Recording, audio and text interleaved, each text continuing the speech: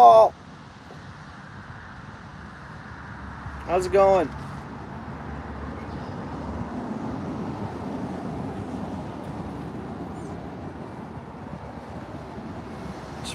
Went over, grabbed a coffee, and then my charger, I go to plug it in and it's telling me liquid detected because of all the rain that's been hitting my phone. My old phone, I could override that, emergency override that, and make it charge regardless. But I think the 16 Plus, they don't let you do that, I think. Which is probably good. It's protecting the phone. It's like all that stuff in my truck, you know. It'll protect the motor. Things go on and it protects from damage. Oh, did you? That's cool, bro. Hey, bud. Nice. That's good. Need your sleep a little bit, right? We caught one carp and one catfish earlier, fishing for 2 hours. I'm gonna get casted back out here and see what happens, but my problem is I only have like 25% battery. So we'll see if it can dry up or enough for the charger to work for me in a bit. But again, right now I'm getting mist on my phone, so it's still getting more water to it. Is what it is. Good times. See what we can get. Maybe I can get an hour stream out of it. Maybe a couple fish, who knows. And then I think afterwards I'm going to go casting for pike. We're going to do carp in the morning. Pike around dinner time, I guess. Nice. Sweet.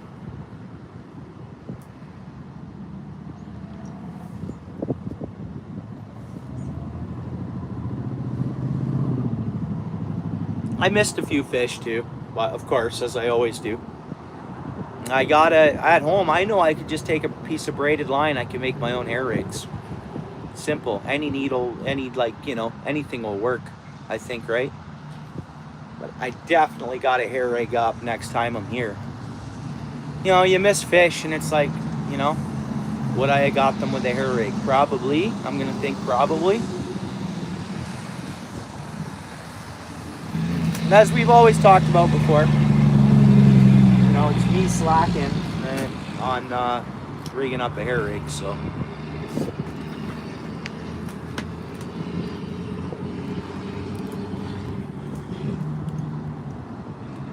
Alright, let's bait this up and get it out there.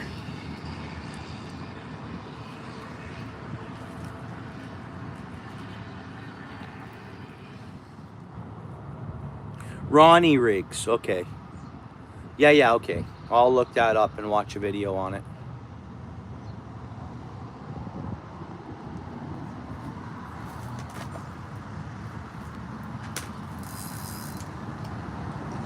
Let me get a little more of a bobber lead. This way they don't have to come up outside of the surface. Squirrels, brother.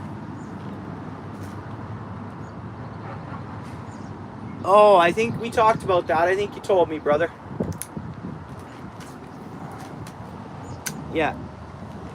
We talked about that. Yeah, well, you have to get out there again. That's, you know, I go through the same. Sometimes they just won't bite, you know?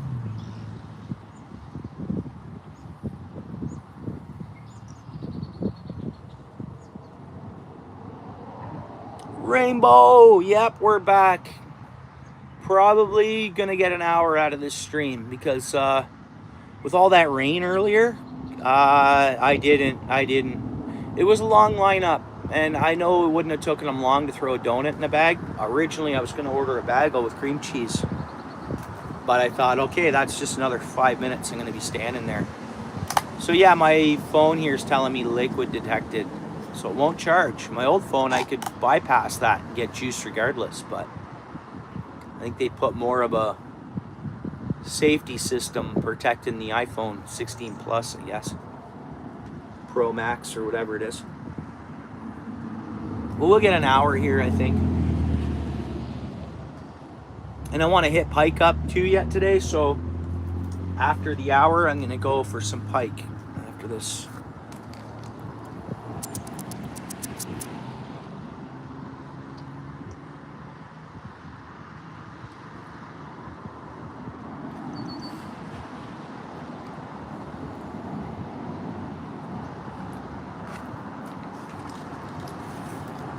Yeah, the high waters, that really can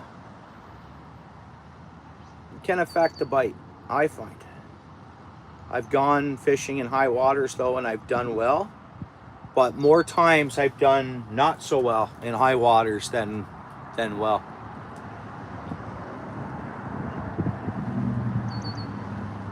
Oh, that's good. Nice, yeah.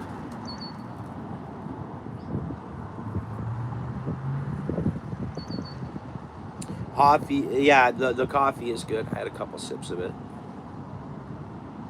I like their coffee. I like homebrew coffee. Like I drink instant at home. I have a Keurig and I have a coffee. I have the Keurig that also has a regular coffee maker attached to it. I make instant. I buy it from Costco. Sometimes $10.99, but it's like it's a big, it lasts me a couple months, I think. You can't beat that. And I use a Yeti mug normally to take to-go coffees fishing with me.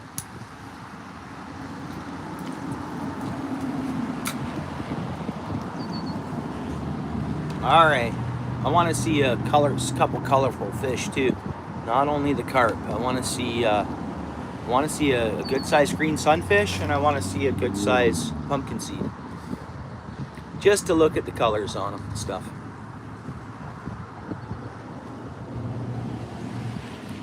What I should do?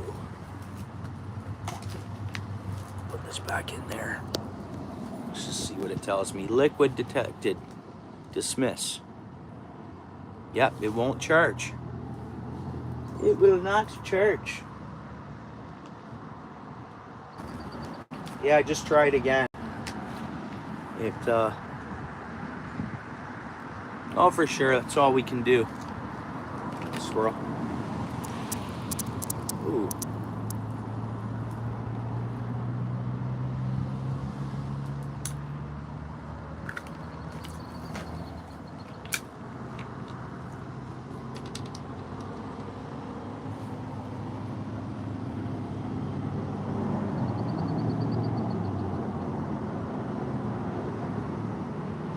Oh, yeah, right, for sure. Yeah. Sometimes my spouse will buy like flavored creams and stuff, and I'll use that here and there. And just put a little less sugar in my coffee.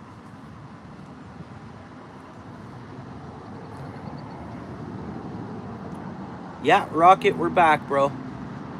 As we're down to 20% battery, we'll see what we can do here. Then when I leave here, what I'll do is I'll throw it on like my defroster of the truck when I go pike fishing, and maybe I can stream live pike yet. We'll see. It all depends on whether or not I can get my phone to dry out enough to start accepting juice from the battery pack. The pike are pretty much guaranteed. I'll see a couple of those. It's been a week or so since I hit up the pike, so right on.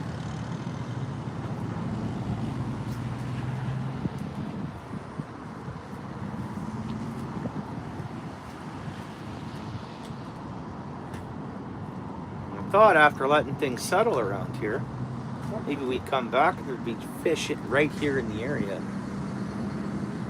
Just from the pack bait, right?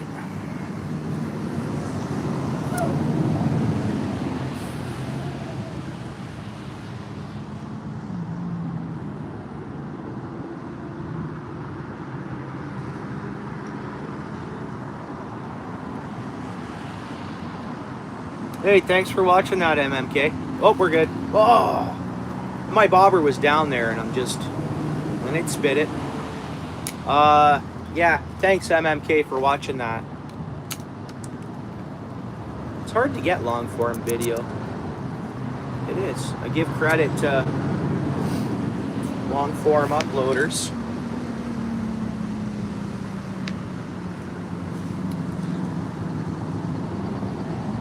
Well, what do you mean? Everybody in here just seen what you typed. So you kind of gave yourself one. There you go. And please return it, Raptor. If you don't mind, check out Rocket's channel. So there, you just gave yourself a shout out. And you,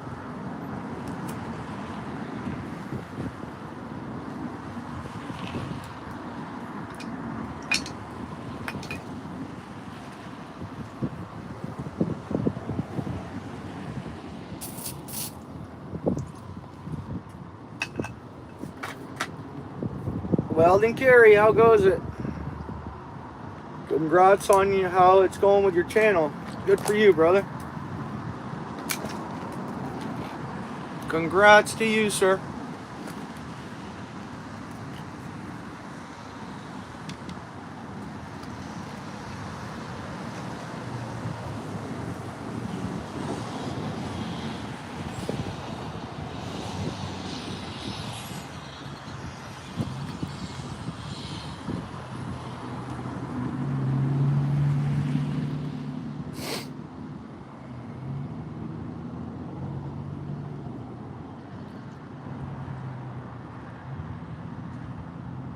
Yeah, that's what it'll be at my one spot there on the Grand. It'll be long form videos.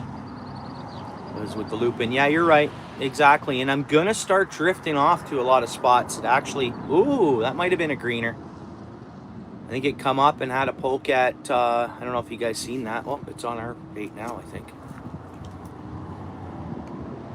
Something was on our bait there.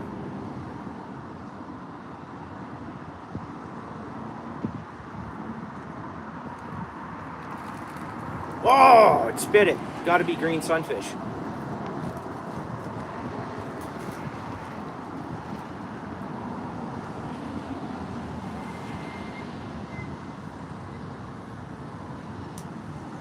Honestly,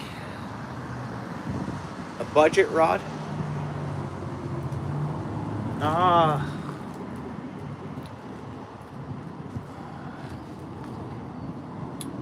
That's a hard one. It's a hard one for me to answer because budget rods are getting worse and worse. That's my opinion. That's my opinion. But I could be wrong or...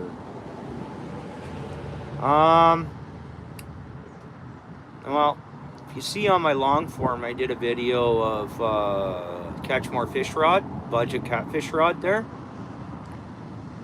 And it produced well all day. How much wear and tear could it take? I have no idea because I only actually fished with it once. But if I had to, I'd go with one of those over one of your bigger name, cheaper rods. Because just because the name doesn't mean it's good when it's a budget rod. That's my opinion. I don't have the facts, I just have the thoughts and a little bit of my own experience, what I've gone through. I highly recommend, if you can save or earn money to pay a little more, to spend a little more right away, next year, the year after, you may be okay and not have to buy another one. So that's my thoughts on that is, if you can, save your money and spend a little more if possible. But if not, I'd say the catch more fish rod. I don't know, maybe someone else in the chat can chime in on that. Maybe Paul's Way. Paul's Way is a good one, maybe to, whether he'd say the same thing as myself, his thought would be maybe to spend a little more, save a little longer, even if it takes... Because, you know what? Or look on Marketplace, buy something used maybe. Maybe. I don't know. It's a hard go with that.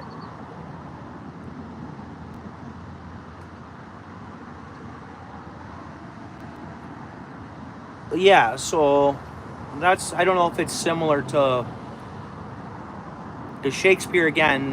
You can climb up some, I don't know which one that would be, Swirls, but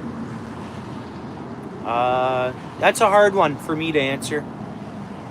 I kind of answered it the best I could. It's, hey man, I've spent a long time buying kind of budget rods, and then I think I'm moving up a little bit more, and then they still end up breaking on me and stuff.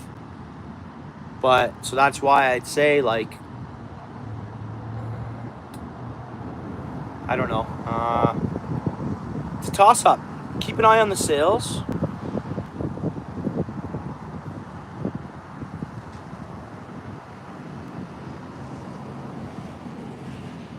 Really, eh? You don't see much of a difference. So there's Paul's Way's opinion for you, if that helps. And again, that's all I gave you is kind of my opinion. It's a hard one for. I don't want to steer anybody wrong is the biggest thing, especially when it's not my money. You know, it's your money, and it's tough. Canadian fishing musician. Yeah, appreciate it. Good seeing you here.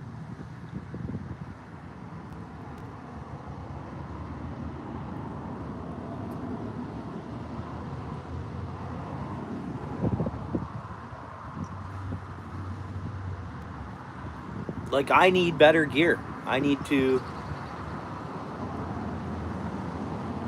There you go. Okay, so he was kind of going rod and reel combo Paul's Way. So when at rod and reel combo point, so there's a good idea for you. Buy a better reel, and the pole may not fully matter as much. Even though that pole that I'd been using for the year, which I liked it when I first got it, it felt like it had backbone. I reeled in a lot of branches and stuff with it. I was hard on the rod, but 1 year is what I got out of it. 1 year. And it started breaking, like the rod tips, eyes. Whether that's me being hard, like you gotta remember, I'd fish a lot. Throw the rod in my truck, and away I go. So who knows, maybe I could be a little more careful with stuff. But I almost found like the plastic wasn't as strong as it was when I bought it. And drying out the hot truck, or I have no idea. It's just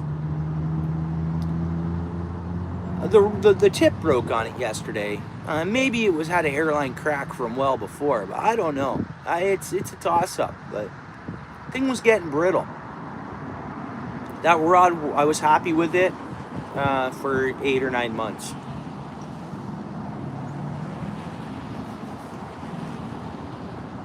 So I won't do that again. And because I don't like it, some of the bigger names, I know they just try to bring out, you know, something more affordable for somebody. But they're still a little marked up because they have a little bit of a good name on it. But them doing that makes me not buy their better product later when I can. That's just me. Everybody has this. We all have our own, hey.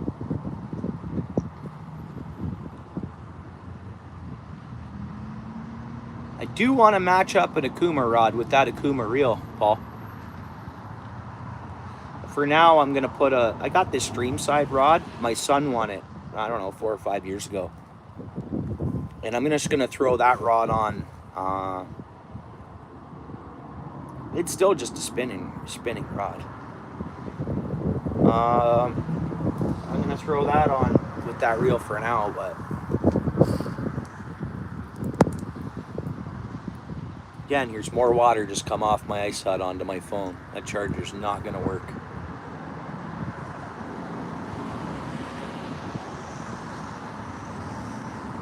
How much did you pay for it?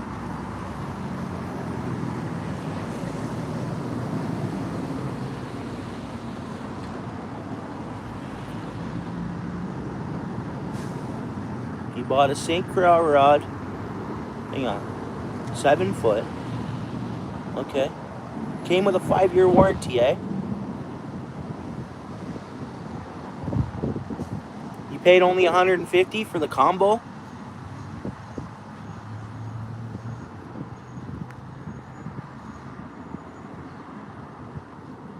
Fair enough.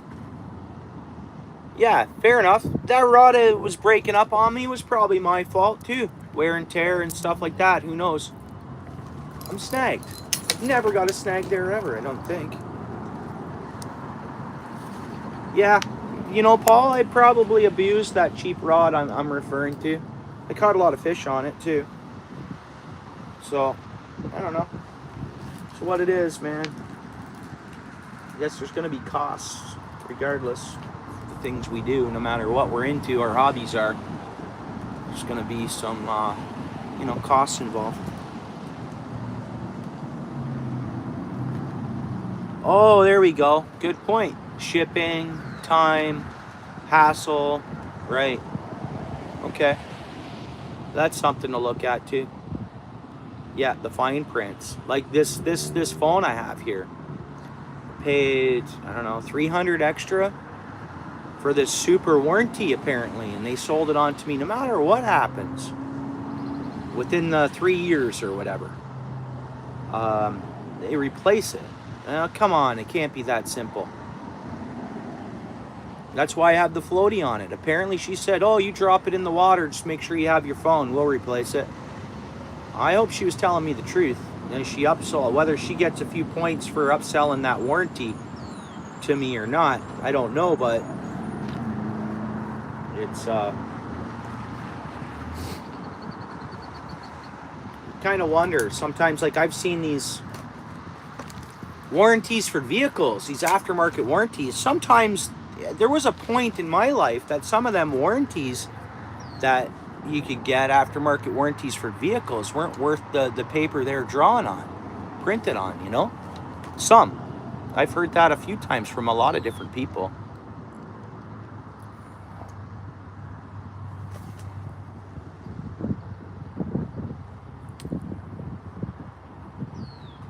I've never got one before, bud. I don't know. She talked sweet on it, and normally I'm like, nope, I'm good. But it was I had a costly day that day.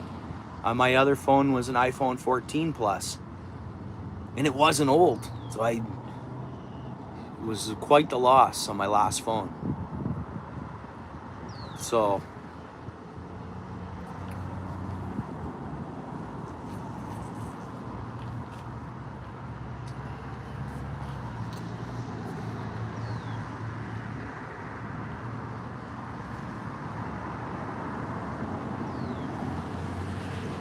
come on, fish. I'm in a bad spot there, I think. What's going on? There's something in the water there. Because it seems like I'm hooked up on something. And look at the lead here. It's deeper than that bit. Let's see if I get out a little further past those bulrushes. Let's try that.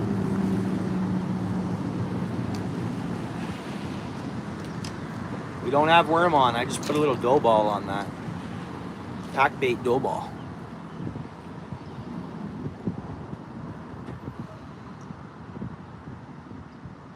Ah, right. Hi, Rainbow. I've heard people talk about that a little bit. David, what's up? Peace of mind? Okay.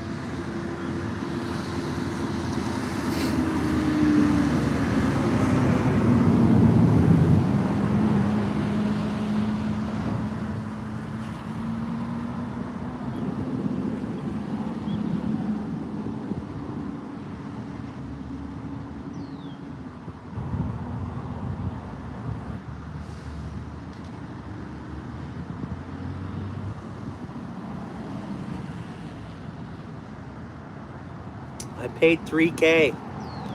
Dude, this warranty I have on my truck right now, it's good for another year. I swear I paid $2,800 for the warranty, bro. But the his wife purchased a vehicle from there, had the same warranty, and the transmission went, boom, full replacement. They paid for fuels. He told me, dude, it's the best aftermarket, unless he was lying to me. So I took his word for it, and it was peace of mind because I was like David just said, it's a peace of mind because of what I was spending on the truck. And I'm like, dude, because of what I was spending on the truck, I wanted something to, you know, and just follow all my maintenance. I'm all up to date on that. So I have a year if the tranny goes, apparently, and motor. Be okay, but we'll see.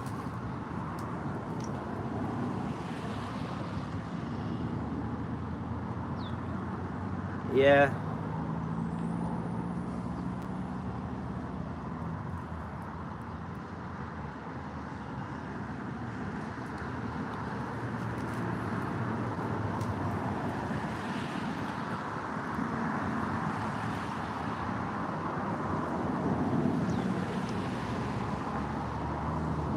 Oh, okay.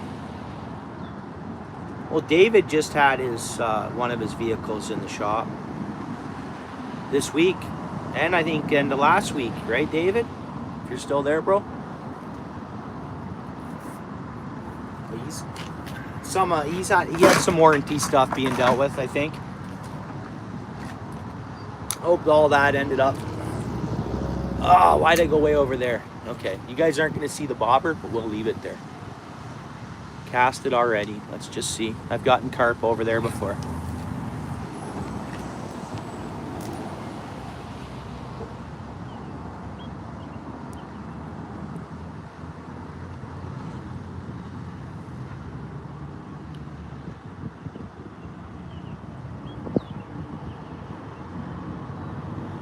Within 30 days. Yeah, because I didn't buy my new. So in total, if you didn't have your warranty, they were going to charge you $6,000 for everything that was going on. It would have been $6,000. You were going to have to put out $6,000. What's up, Colby? It's going all right, bro. David, you were going to have to put out $6,000 if you didn't. Yo, bro. Dude, man.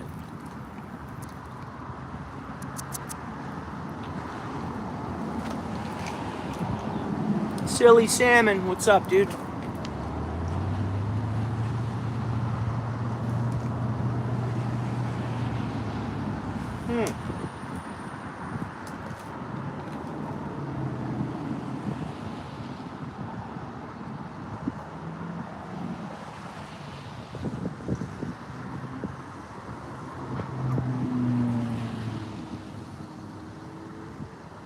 Man, like, to me, isn't that what I'd pay for what would I be for transmission, Paul? Out the door. Show up to Mr. Transmission, or I'd go to Mr. Transmission. Or Dick's, actually. Dick's Transmission on Highway 5. But now, am I correct by saying that? Mr. Transmission and all that, they can do my truck. I know it's all with all the electronic stuff. They can. Does a tranny nowadays have to be done at the dealer too?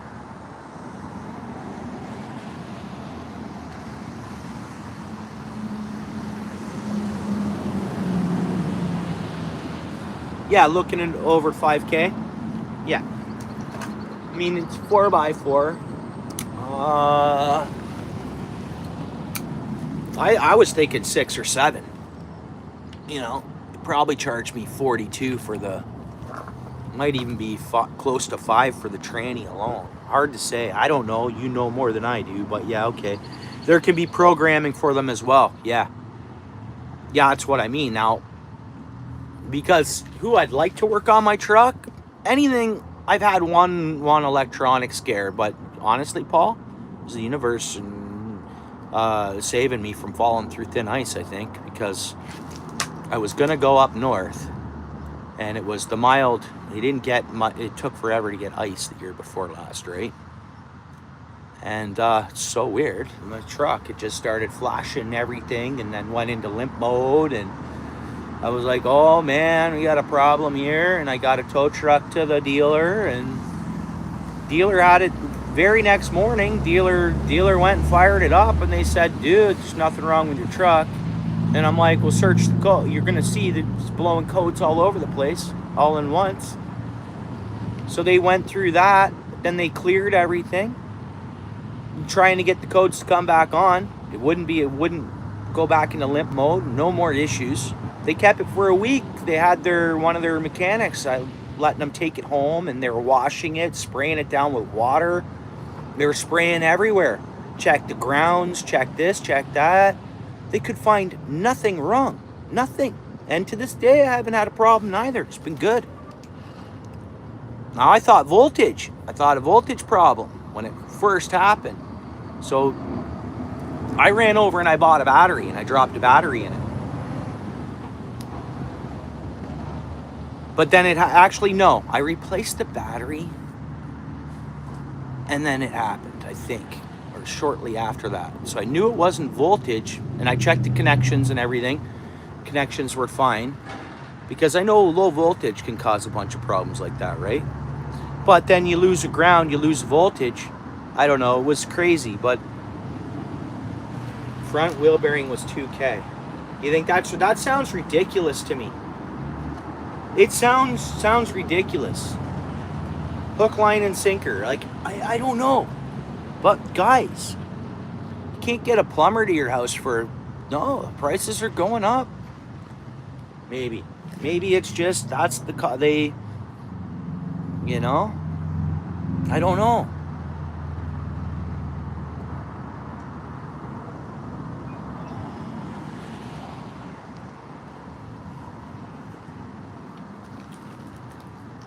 Well, hey, Paul, a mechanic, the more jobs they do, like, in a day, or they get not piecework but bonuses, right, for what they complete. They get a regular rate, and then they get, you know, each other job they can squeeze in and get done, they get a little bonus for. Am I right?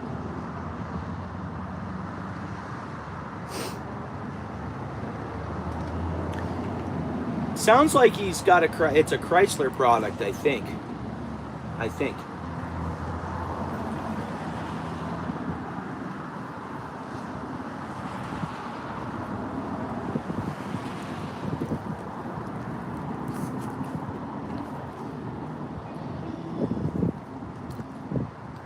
Oh, I see. Okay, that's how you're set up, eh? Okay.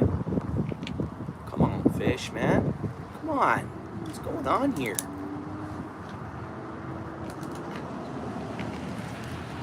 Oh, goes a piece of pack bait. And I'm going to go ahead and give like 3 feet up. Well, let's go a full 2 feet down, and I'll cast it out a little farther. I don't think I'm seeing any more carp. I really only seen one. Oh, there's one right there, guys. There's one right at our pack bait right now. I'll just try to hook it with this worm. That's funny how I say that. I haven't seen one. And boom, there it is. Let's see if it'll whack this worm. It might. Again, I have this thought. It thinks it.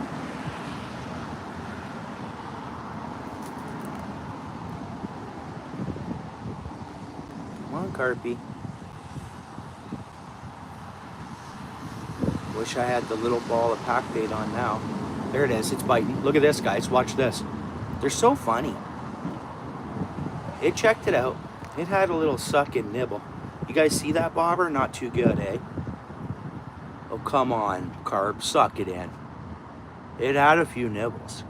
Weird. Come on, carp. Still be there. It's, again, roughly the same size as we've seen before.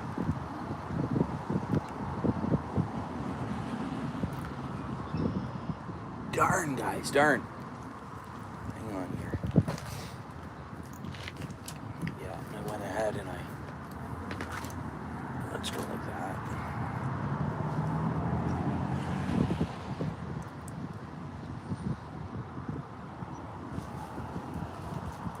Well, right now I'm not. I'm not a big businessman that can have one of those under my business.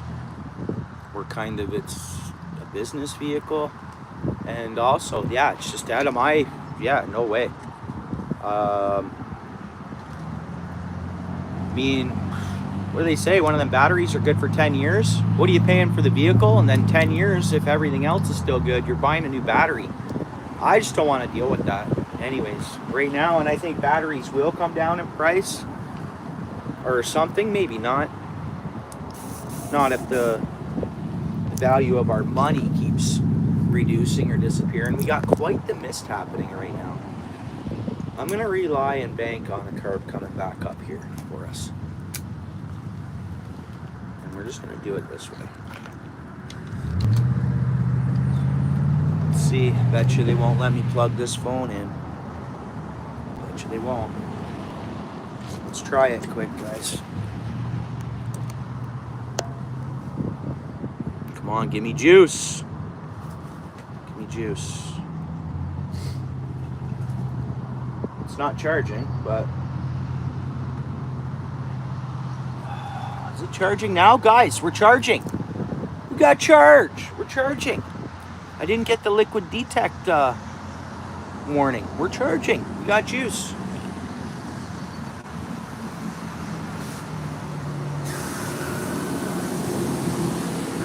All right, squirrel, bro. I appreciate you. Don't work too hard. Be safe, you know. Man, carp come right up here.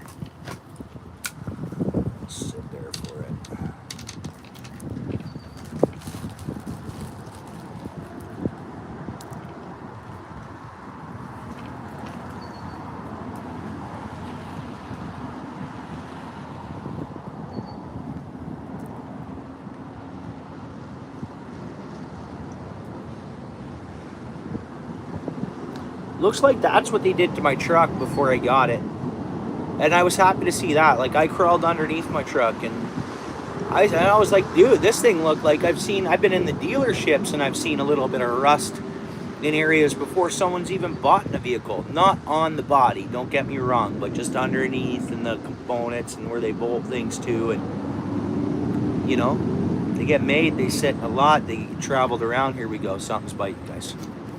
Something's there anyways. But I was really impressed with, like, brand new front end, everything.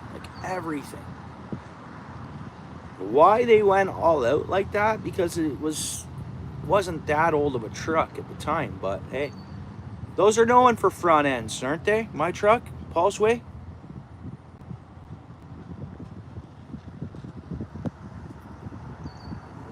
Oh, okay. Now, whether the dealer they have their own mechanic there on site, I can even have it serviced there, but just saying, they like that pack bait stuff, whatever's biting. I was just impressed on how the old truck looked.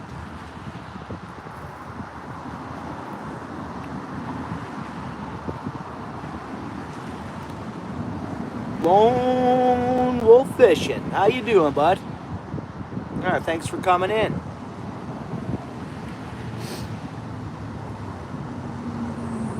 Gonna say, I don't remember you getting gifted that membership. It would have come from Dano or Steel City, I would say. Did you purchase that membership, brother? Good to hear.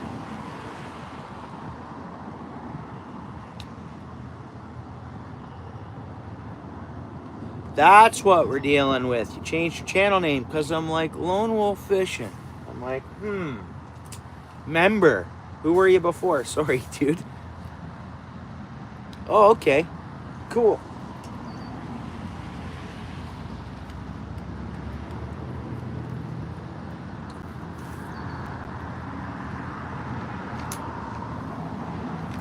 Well, we're just targeting close to shore carp here on a rainy day.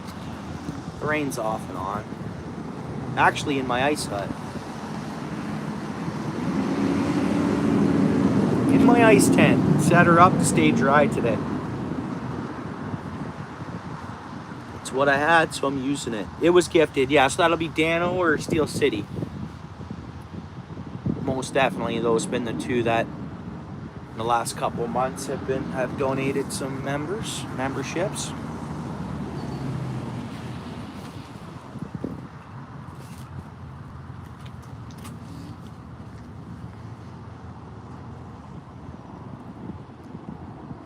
Doing a small give back coming up to, well, we're gonna do a draw just on a lure that I have in mind. Oh, the carp's back, guys, right in front on the pack bait. It's right in front of us here. Anyway, so you have a chance on winning a lure. And then I'm back to work beginning of June, and the member giveaways will get much better.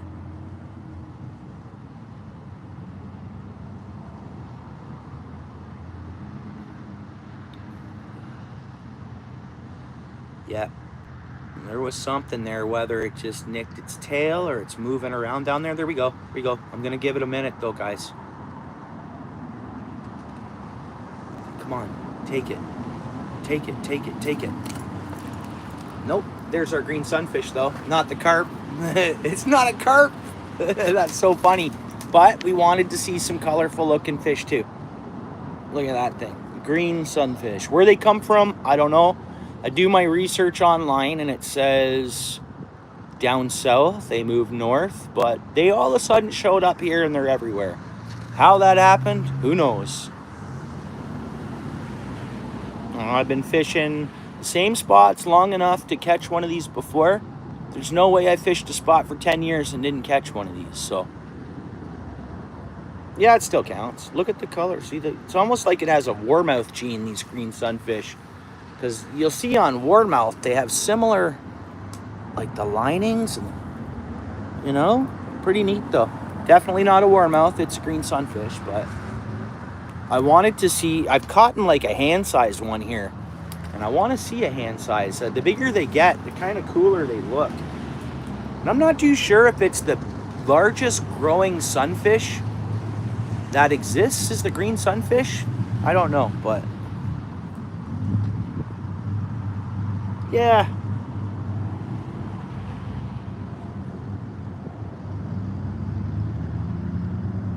Yeah, they have the spiky top fin, yeah. Yeah.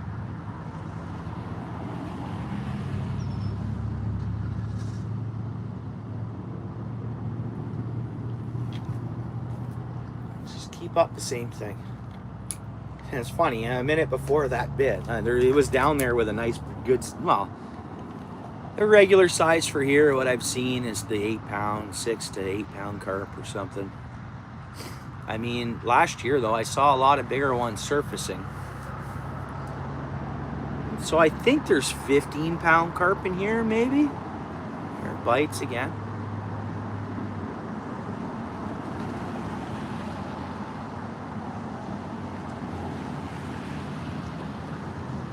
These carp are being stealthy though. Normally they'll even break water when they come up, but I'm just seeing the odd tail. I'll see the tail here around the pack bait. It's just murky water, so I can't see as well into it today. Yeah, it's a weird pond. I wish I knew more about biology and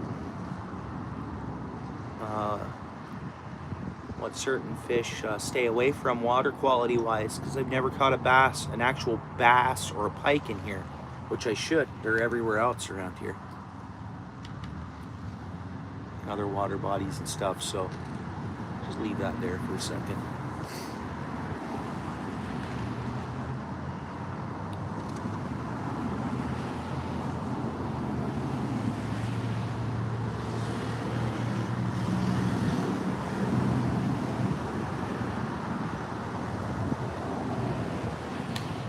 I pay for an oil change. I have 50%.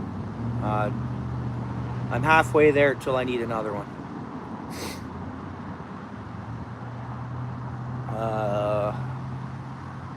I pay for it.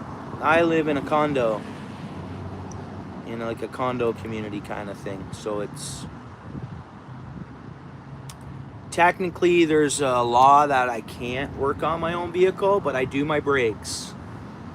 I still do my brakes and stuff, but getting into oil changes and stuff, I can do that out at the river if I wanted to get into that, changing my own oil. I could do it out there, but I just never end up doing it. I usually, also because I have that warranty on my truck, they give me a sticker, and it's in the Carfax system that the oil change was done. So that's a good, a good thing too.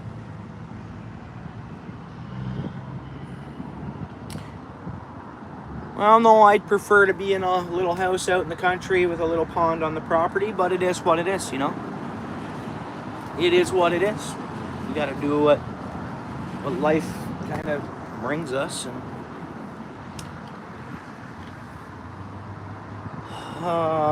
50 with the filter. 11 on sale plus 6 months. So I'm like $103 out the door usually for my oil change. I did the cabin filter once since I've owned it, and I just tell them not to worry about that right now. And I'd like to get a K&N filter for it. I had it on my last vehicle, and actually the fam van somehow has a K&N filter in there too. But we bought it from a our fam van, we bought used off a dealer years ago, man. It's been a great van.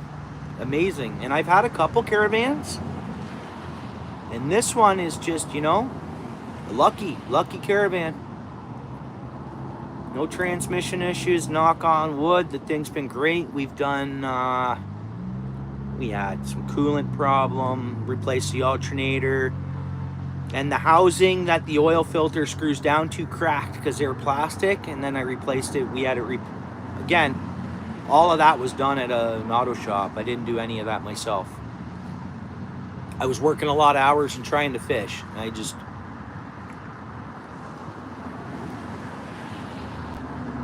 was working a lot and needing to fish, so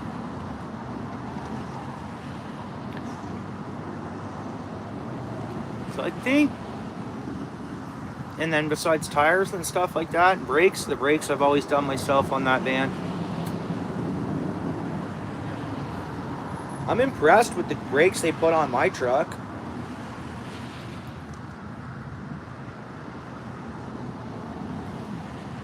I'm surprised I had a look at the pads and I'm like, dude, I'm good. Now, they were new and 2 years ago, but I mean, they're holding up well. K&N filter leak.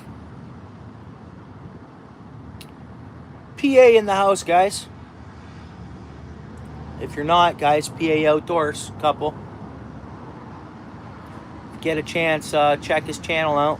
Give him some watch time there. Cool videos, adventures, different places they go. It's cool.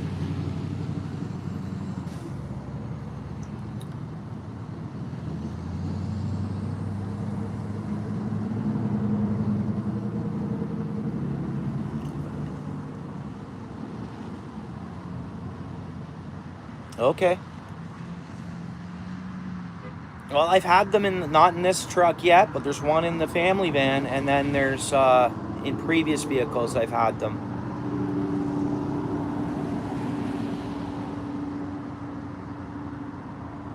And because I just use the the quick oil change places or whatever, they always talk highly of it. But that's whatever, right?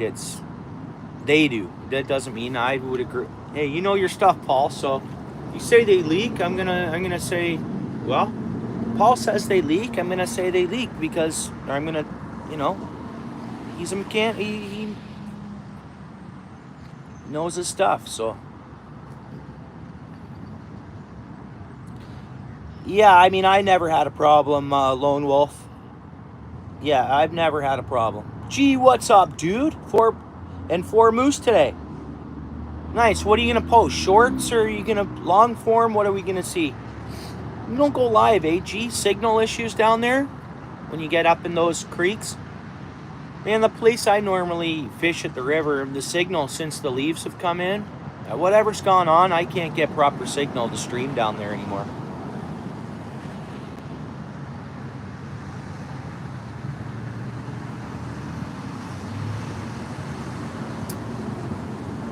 You guys know I'm talking about an air filter, right?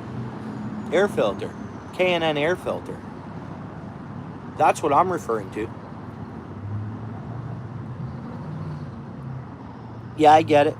Yeah. Now, gee, if it was at your fingertips and you could make it happen fairly decently, would you ever get a portable, Elon Musk dish there?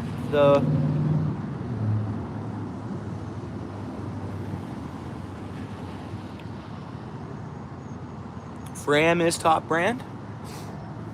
That's probably what's in my truck, I would assume now. I don't know. Oh, okay, Paul's way. Yeah, I know nothing about oil filters, and I don't have K&N oil filters on my trucks or my vehicles. I was talking air filter. But hey, evap leaks and stuff. I didn't know. I was like, okay, well, evap leak, service engine light on, if your air filter's something not right there or sealed, or I don't know. Starlink, yep. Grouchy, bro. How you doing? What's up, brother? Grouchy fish in the house. How you been? You were by yesterday, too. Martin Man. What are we fishing for? Pretty much carp or whatever we're going to see. Today we've caught a carp and a green sunfish and a catfish. It hasn't been too busy of a day fish-wise, but maybe you'll bring us in some luck.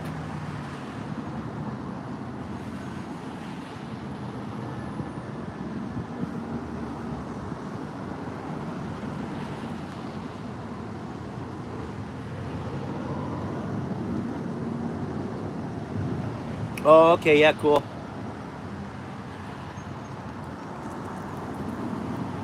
Well, you get rocking your long form game, bud. The old long form game, brother.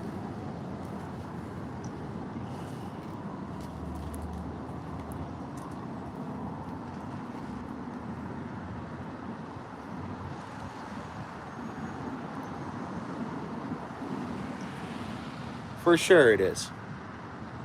For sure it is.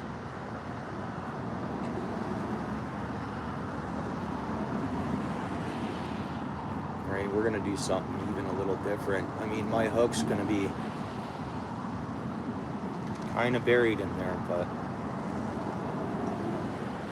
hopefully if one sucks it down, it's a ball of pack bait pretty much there. And I know a carp keeps coming in at this pack bait down here. Getting his fill. He or she, whatever. Here we go. That's how easy it can be. Again, it's not a big fish. Yeah, you brought us in luck, buddy. Appreciate you. Not a big fish. I should be able to just pick this up with the ultralight and bring it right into us here. Don't hit the concrete, buddy. I love you. I don't hate carp. I love them. I think it's sad the way they're... Some orange fins on this one. Again, it's just a 1.5 or 2 pound carp or something. For craps and giggles, we could weigh it to get an idea. We could measure it. It's up to you guys. It's tiny. But look at these. Aren't they beautiful looking though? Same time, look at that beautiful specimen. Look at that. You know what I say? You know what my opinion is? If you brought these over here for food-bearing fish in the 1800s, frickin' eat them. You made the decision. Get what I mean, guys? Sorry, that's my carp thing. It's a beautiful fish. It's a beautiful fish. All fish are angels, so yeah, they all have wings. We just can't see them. Dude, no, because they don't. There's a lot of controversy around carp, especially where we live. Especially where I live, hey? So,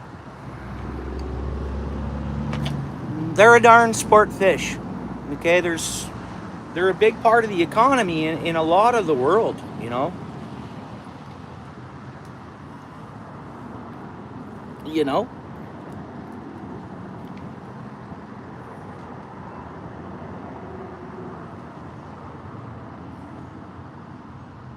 Oh, clean and oil filters for the fancy filter. I see. Well, they're always growing in price. Kind of, you know? I get you, Rainbow. But someone had the bright idea, and that's the story they give us. Someone had the bright idea that they'd be food-bearing in the 1800s. And, well, stick to your idea then. Suck it up, right? And they were to replace, what is it? What do they say? Introduced into like the great, to replace the Atlantic salmon. Like, what kind of joke is that? You know, replace the Atlantic salmon with a carp? How do you buy that? How do you buy that? Just back in a time where, you know,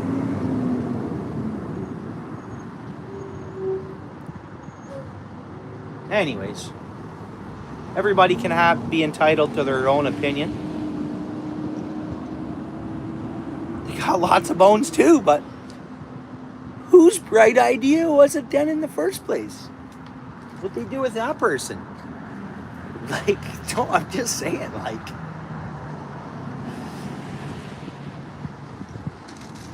fine, you don't want them in the Great Lakes, but they can be elsewhere. But like, there's a conservation not far from where I am, and there's signs posted that they're invasive and they don't want them put back in the water. And that's not a Great Lake, but eventually it feeds the Great Lake, so that could be why. Let's go. You know what? What am I doing out there, guys? Actually, is that bites already? We're gonna come right back into our pack bait. We're pretty close to the pack bait. How about that? Yeah, we're right over top of the pack bait now.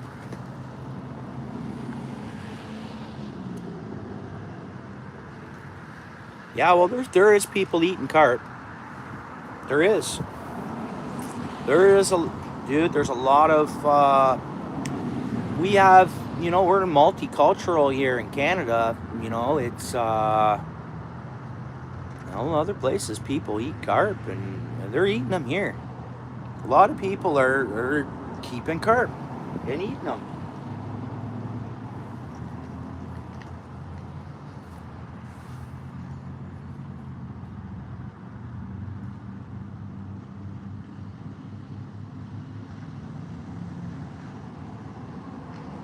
All right.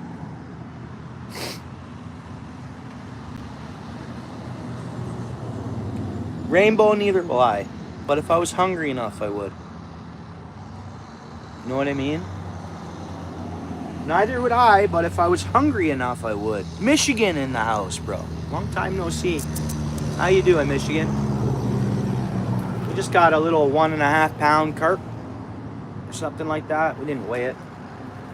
We should have. We should have took a measurement and a weight. And then we could have compared it to maybe something else. Get an idea of measurements to weight, even though that can, depending on how fat their bellies are and who knows, whatever. Never again, eh? You tried it, eh?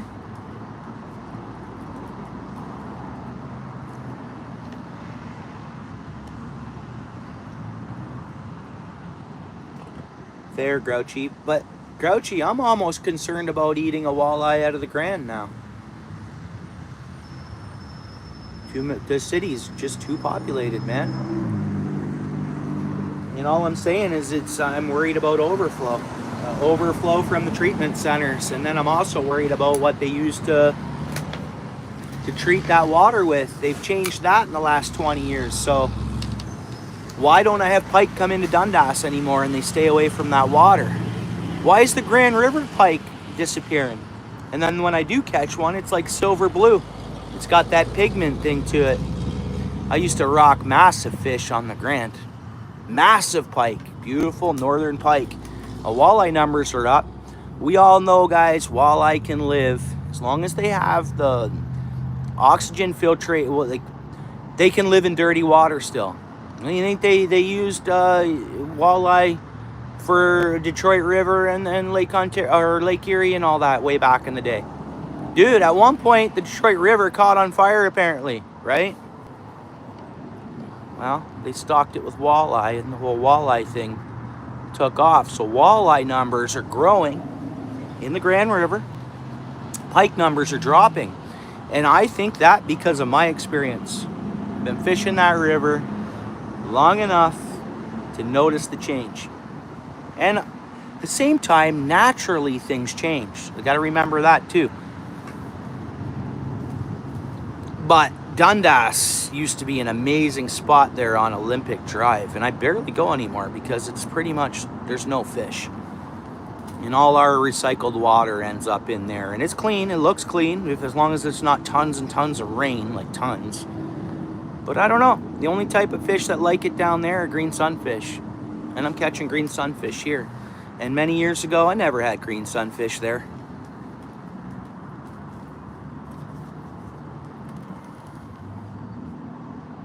Yeah, you never eat rainbow from the Grand?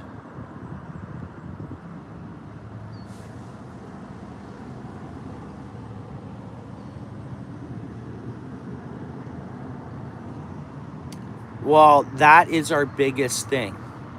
That is the biggest thing you just mentioned, and the biologists will be upfront about it. There's things that they cannot get out of the water.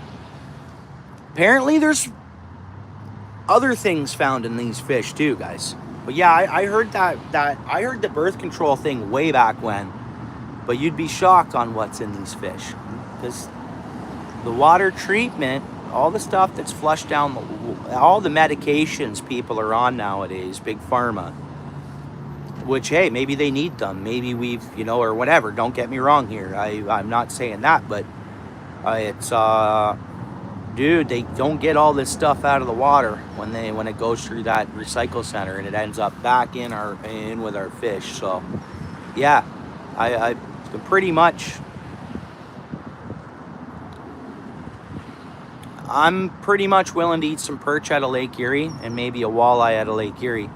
And even my Spencer, when I next time if I do hook a trout that's a little deep, I think I'm gonna let it go and have turtle food, because I don't think you want to eat more than one a year.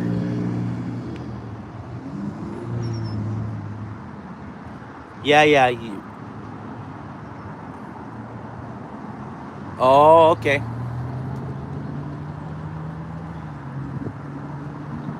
Well, and it's just the way they've gone with, the stuff that's in some of the painkiller medication people are on and stuff like that, and whatever's in those. You freaking opioids are probably in these fish, in some fish and stuff like that, man. That's it. Okay, that's fine. I'll catch them, release them, and I'll keep doing that.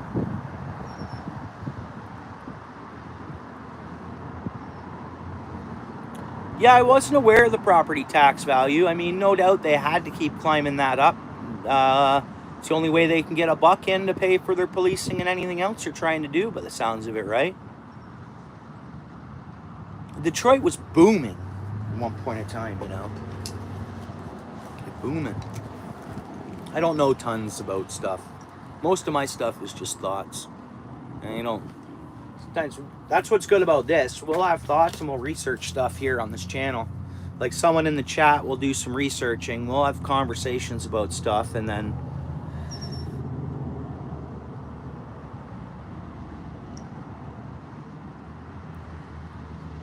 yeah, I agree, Paul. I agree.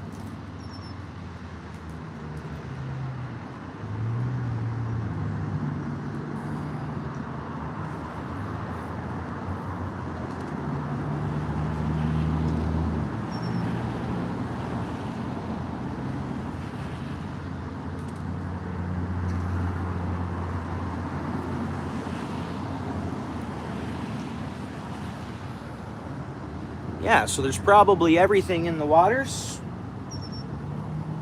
You name it. Tranquilizer, this, that, who knows? They just go on forever. Everything's in there. Which is sad. But hey, the big machine, guys. What are we gonna do? Live it. Let's, like Paul said, go catch and release them. Just keep living, man.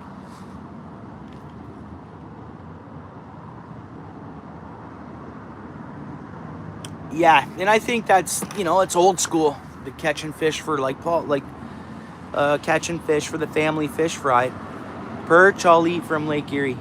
So hopefully I'll get some of them soon. I will eat so many perch a year from Lake Erie. That water filters itself. I'm not saying stuff isn't coming through that water and everything else still.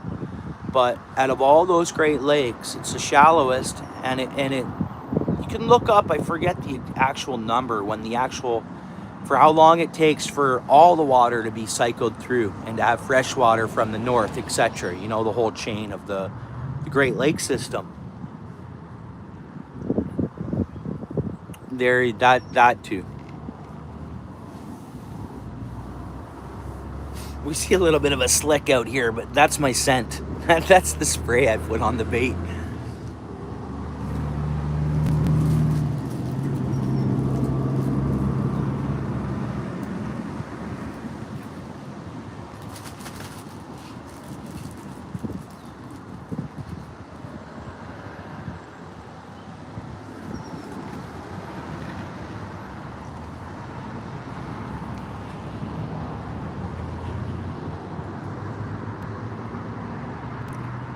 But this is what's great about streaming and fishing in our community we have on YouTube and the friends we meet.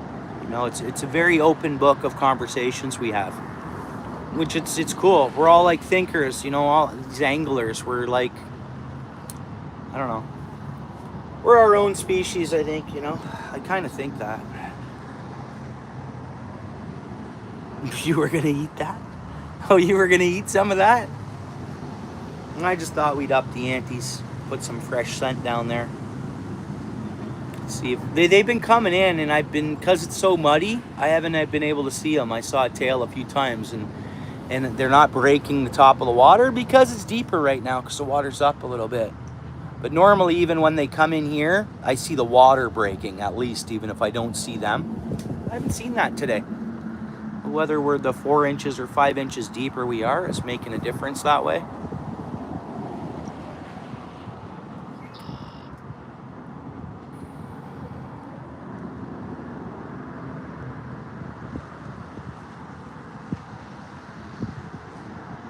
I'm not aware of that, Michigan.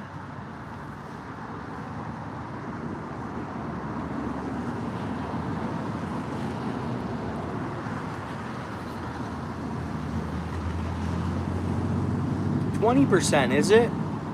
That's because of how much water it holds, eh? That's because of how much water it holds, I would assume, because it's such a holding pen.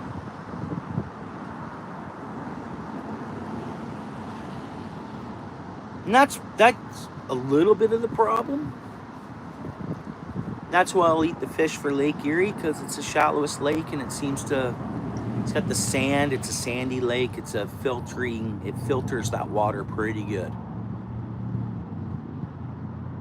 Yeah. Well, I kept none this winter. Last winter I kept some perch. No, last winter I didn't kept some perch. I must have kept some perch fishing in the boat. I did. Boat fishing. I kept, Long Point there. In front of Turkey Point, I kept some that time there. That's the long form video that's on there. And I'm gonna go and keep some. I do like the perch, and I'll eat restaurant perch too. It's a weakness of mine, those perch.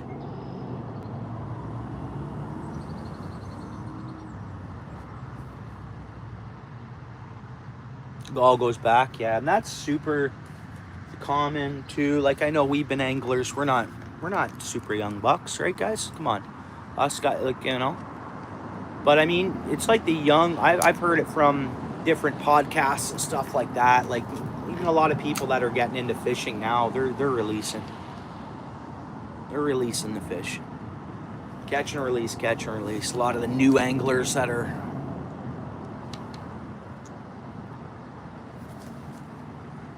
joining the team or whatever, getting into the hobby or the passion or the lifestyle. Let's keep it with it's a lifestyle. Fishing, you got the people that love fishing, but they fish once or twice a year, but they still love it. And then you got the anglers who they're fishing daily as much as they can, and then you'll have the once a month anglers, and you know, I don't know, but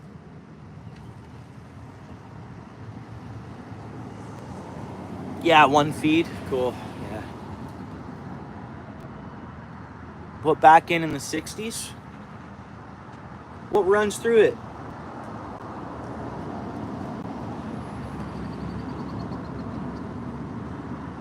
Yeah.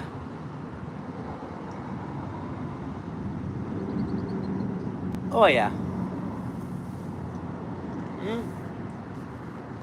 There's a story you can find, and I don't know the gentleman's name. He's from Northern Ontario, up in like the Lake of the Woods area, kinda, and he was an angler, tournament angler. He ate lots of the fish he caught, and this is all up north fish, up north mainly, like in those areas. He got mercury poisoning.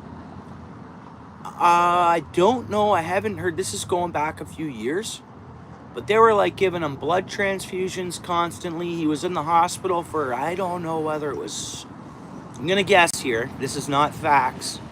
It's facts that this happened to somebody. But yeah, he ended up, and that's from up north lakes. There's not no Great Lakes, not southern polluted. And this is going back some years ago now, but a simple Google. You could probably Google search tournament angler, Northern Ontario, mercury poisoning, and his story will probably come up. Aha. Yeah, MMK. In just you know, the path of the human being, I guess, kind of.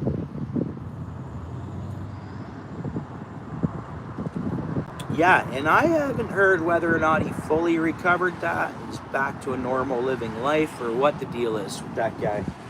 I'm gonna search it up, see if I can find some info on it, and see if there's been an update, or see if I can get the guy's name and see if he's on social media somewhere or something, you know.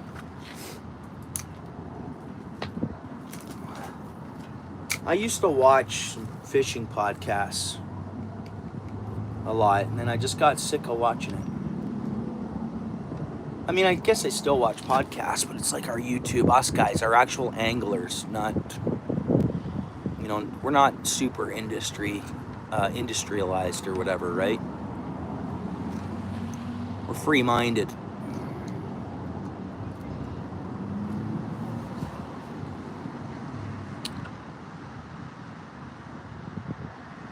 Yeah, right on, Paul. All these shoreside, all the lakes have cottages wrapped around them.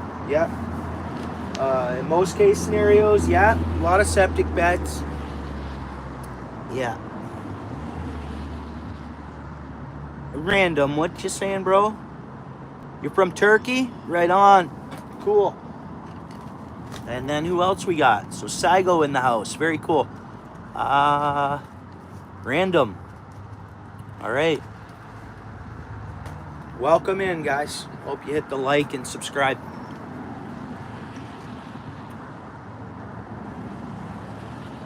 Oh, so yeah, cool. Awesome. That's a deep well, Michigan. Like, is that as deep as it gets?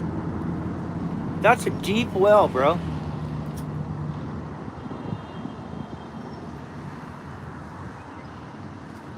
I don't drink our tap water.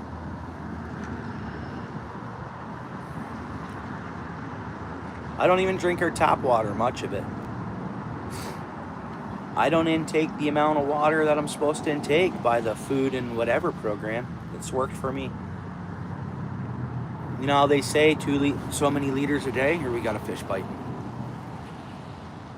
I think it could be in its mouth. It's moving it around. It's sucking along the bottom there. It's disturbed my bait. I see I'll call it oils. It's not oils. Who knows what it is? It's coming off that scent. It looks greasy. Come on, hit it. You guys think it took the pack bait off the hook? It might have.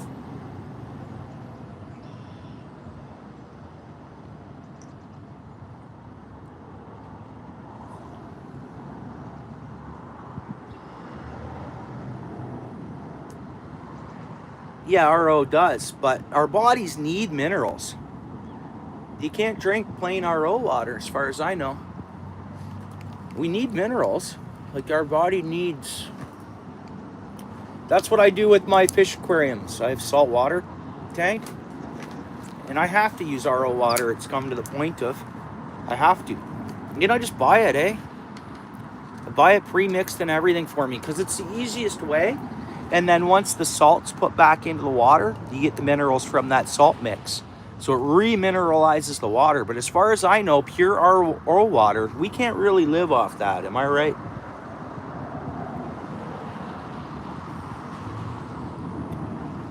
Yeah. Yeah, same here. Yeah, we eat Whole Foods a lot as well. I mean, I have a family of 6 people in the house, right? We can't afford to. We gotta eat. We eat a lot of home cooked, man. Like, we have to, and we eat well. You know, when you're cooking for 6 people, it's,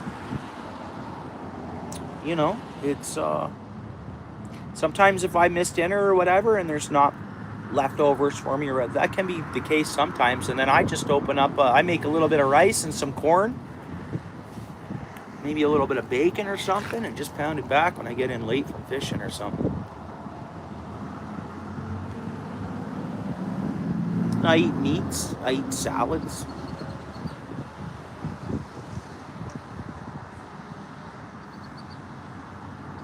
That's a whole nother thing, eh? To get a beautiful head of lettuce, what's sprayed on that?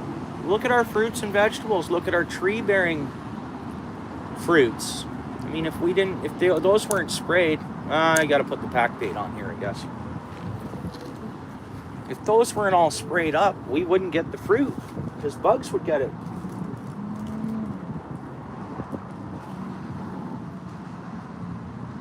Who?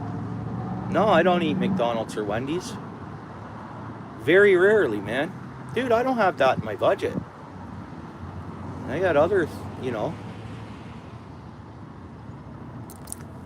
I have the odd McDouble in a pinch. You can get a McDouble and a coffee for $6, I think it is.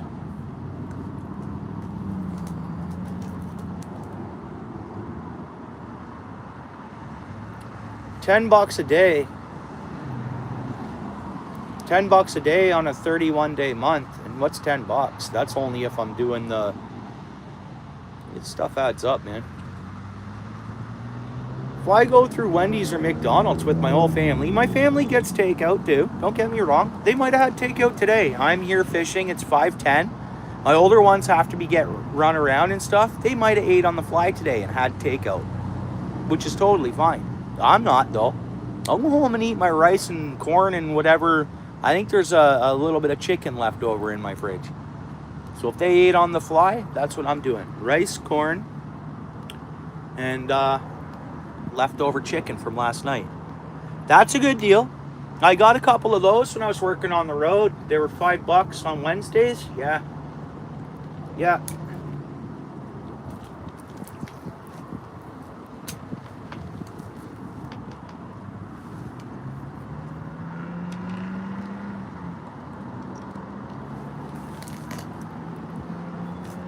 I like fast food, don't get me wrong.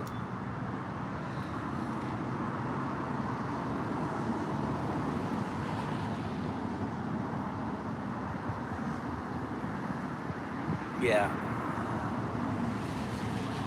The Whopper's not what I'm going to say. Well, that's like everything, right? The donuts used to be bigger. The Whoppers used to be bigger. Everything used to be bigger. Unless I always thought, no, it's because I've grown and I was younger and they look bigger. No, they're obviously, they got to make adjustments to the...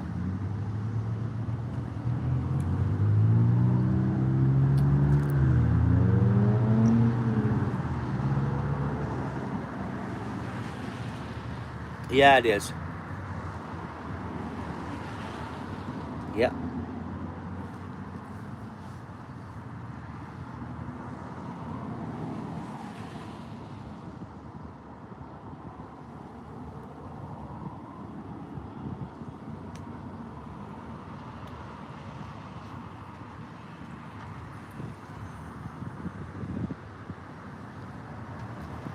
I'm surprised it's not a little more. And then it's taxed and everything else. And Subway, you go to pay by debit card.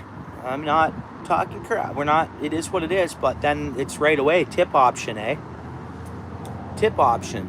Right on the screen when you pay, right? Well, factory jobs nowadays aren't priced much different than these fast food jobs. Both my older kids are working. They're making decent money for being young kids, And then there's people raising a family that are getting $4 or $5 more an hour. The whole family, It's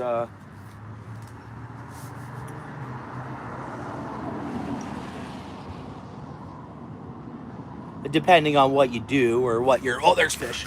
We got it, I think. Man, I might have lost it. We got it. Oh, it's just channel. It's not a channel cat. It's another bullhead. There's a fish. The world's forever changing, isn't it, guys? The big machine, as I always kind of like to say it sometimes. The machine. We got to keep our eyes open. Beware of the fiddle players.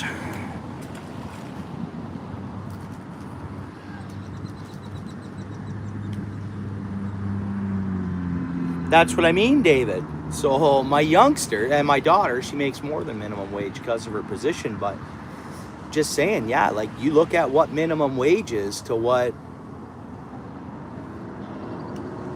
Toyota starting people at nowadays, right? Like what are some of the jobs of beginning entry level jobs, some in manufacturing, depending on what it is, and what you're dealing with. But I mean, like a place like Toyota, man, when I was a kid, you get out of school and get into Toyota, what they were paying and what was involved. Dude, at one point there, it's not like that anymore.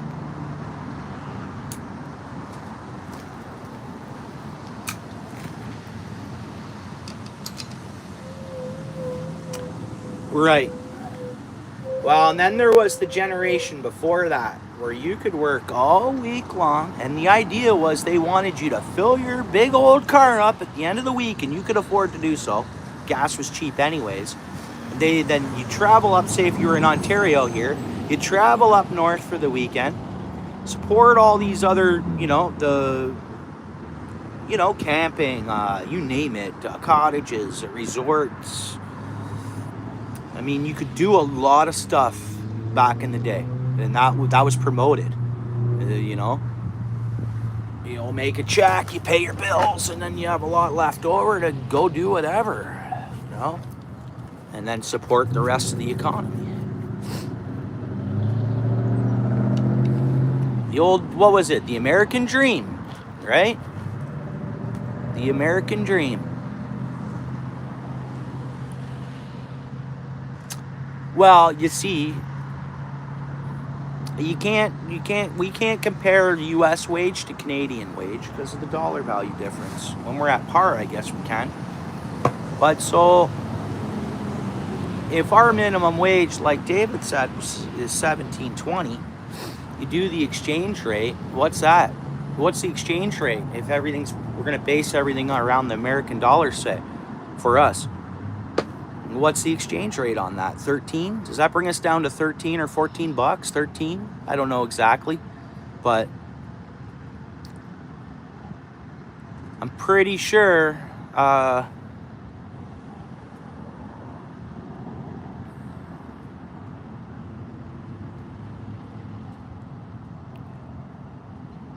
yeah, that's good, Michigan. That's American dollars paid, $35 an hour. I'm sure the experience and everything you have and your work ethic and what you bring to the table and stuff, well, worth that money. And you've worked your way towards that 35 or just the upping. But 35, it's good American dollars, man. That would put me over $50 an hour Canadian.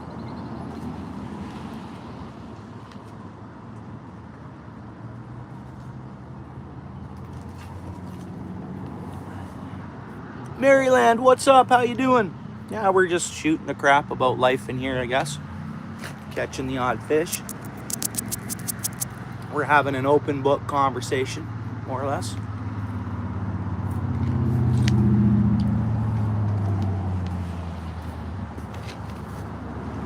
You just got off work. Good for you. Thanks for getting up and going to work today, Maryland.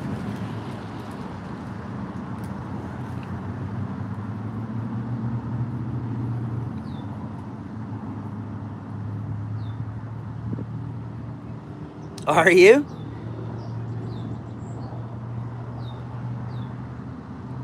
Yeah, I kind of know what that's like now. To be one of the older guys at work, in a sense.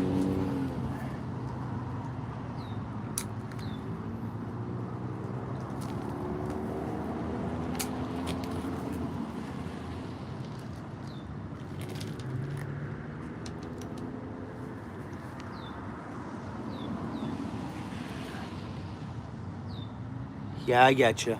And then your tax rate on the 30% here, Canadian income tax rate, and then the costs you have to get to work.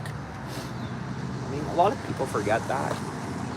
If you have to drive to work, you have a vehicle to maintain, you have insurance to pay, you have there's costs. You have to pack your lunch, which might be a little different than eating from home, maybe. Yeah. Yeah, I'm fishing. Christy B. Yeah, Christine, you're back, eh? Yeah, we're fishing. We caught, what have we caught since we've been back at it, guys? What, one carp and one catfish again? Oh, and green sunfish. So we caught 3 fish in the last almost hour and a half. Which isn't too good. I know that's not too great, but it's something to do. Yeah. Oh, yeah. Yeah, I'm a lunch packer too. I mean, having said that, when I start pounding some good overtime in and those checks are better, I splurge a little more and on other stuff, of course, right? It's all of what we can do. But yeah, I like to pack my own lunch. Or my spouse packs me a lunch, honestly. What's up, Cindy? Cindy B. How's it going? Yeah, it rained, bro. Hey, I'm in my ice hut, brother. I'm literally in my ice hut, dude. See? I'm inside, bro. Isn't that awesome?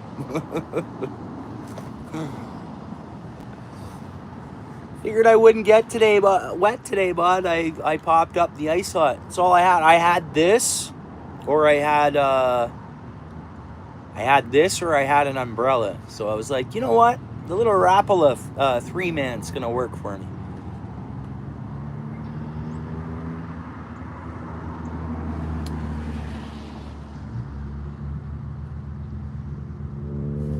$385. David, you're older than me, but I did work for cheap. I think we worked it out my first job, and it was awesome. I learned so much. I learned a bit of everything doing it. I worked at a resort, and I worked at it for 4 years straight, like when I was off school. And yeah, and it worked out because I live out there, and it worked out that I was making $2 an hour. I can't complain. I learned so much. I learned how to drive doing that job. I was young. Before I was able to drive, I was on private property back in the day, and I got to drive a big old Dodge. Well, not big, but at the time it was big to me. Dodge Slant 6, 70s Dodge Slant. It was awesome, man. So yeah, and I still made a couple bucks, and I learned a lot of stuff. I learned so much about stuff I didn't know. Everything from plumbing to maintenance on machines, grass cutting, you name it. Pumps, hydrants, tons of stuff. Yeah, I guess I wouldn't change it for the world.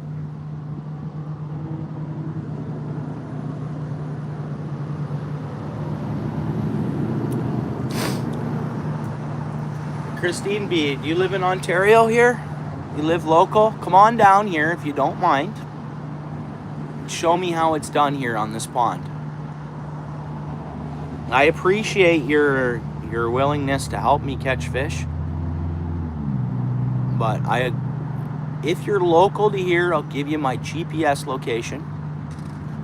I'm on the mountain in Hamilton, Ontario, technically, but outskirts.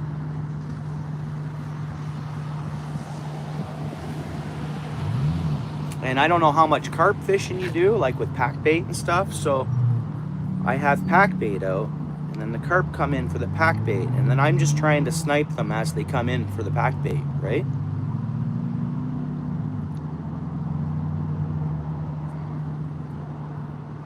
Okay. So like I totally appreciate like your advice, your fishing experience, and how to get on fish. Well, this is kind of just what we're doing. The outdoor lifestyle. How you doing?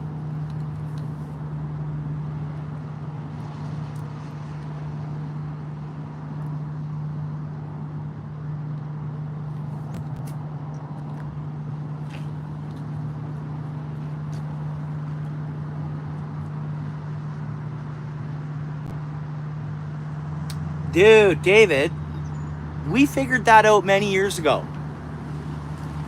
Dude, David, we figured that just life changed. The baby boomers, bro. You're not quite, are you a baby boomer? The baby boomers, man. They changed everything. After World War II, all the kids born, that generation, it changed everything. Right? Back to the generation, dude, it's like every generation is an experiment in some sort of form. But baby boomer, that's my opinion, the baby boomers changed all that. And now we're going back in time. David, do you think my kids are leaving the house anytime soon? No, man. They're staying. They're staying. Right? Maybe if they can get married and one day be able to buy a house or something, then they can leave. But, well, it's up to them. But I'm not pushing my kids out the door. I'm suggesting they stay with us forever. Right now, that's where we're at in life, right? I want them to have a good life. Working together as families and as a wholesome. And, you know, everybody has their space and the place, and it's, you know. But from what I understand, a lot of baby boomers were like, they kicked their kids out. It was totally different from a generation prior. And meanwhile, their parents kept them at home, helped them get out. Whether it was down payments, whether this, but it's, dude, I don't know. But we're going back to that. We're going back to, you're going to see that. Anything, I think, anybody with any bit of sense to them at all is going to keep their kids home and advise them the right way and not rely on no system or nothing. You keep your kids home, give them a place to live, get them out in the work world, get them educated. On top of all that, and let's make a change for the future in that sense. Yeah, but minimum wage was low, and then if they got a vehicle, they'd then have vehicle insurance to pay, then they'd have vehicle maintenance to pay, then they'd have, no, I agree with you saying about the costs, but like in the sense of, yeah, that big rent stretch, but still, no, man. Those baby boomers could have kept their kids at home, and they could own properties, and they could own so much stuff. They could, everyone work together, and then families are buying franchises because their uncles and everybody's living together, and they're going out buying a franchise. Later on, that's going to pay off, and you already see it now.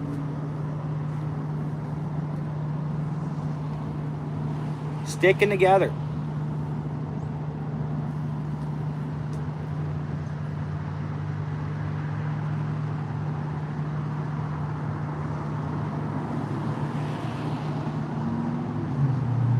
I guess it depends on your parents and what was going through, what was going on in their life at the time of raising kids. So there's me talking about baby boomers. Not all baby boomers operated that way, but it was almost like it was systemized for them to, allow the system to kind of, I don't know. I could be totally wrong, guys. Well, you're looking at I got Amish blood, eh? I'm a cross between more than four actually, different areas of Europe and everything else, but one of them is, one of my grandparents were born Amish and then decided to leave the Amish community at 16 years old. One of my grandparents. And did well. Was not that baby boomer. He wasn't a baby boomer. Awesome man, worked his butt off for his family and his kids, and they all did well. All of his man, just being that, you know.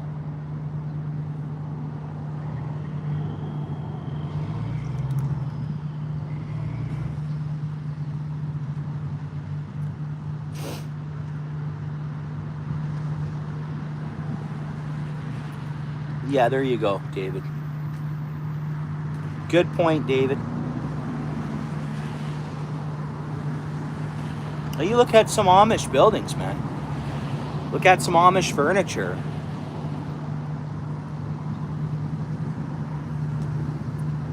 you want a barn to last you forever, have an Amish person build it.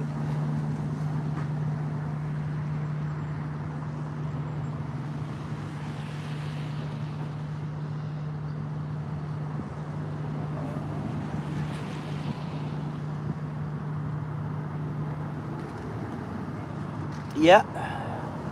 And you know what? Some parents can do more for kids, their children, than others. Like, I've seen,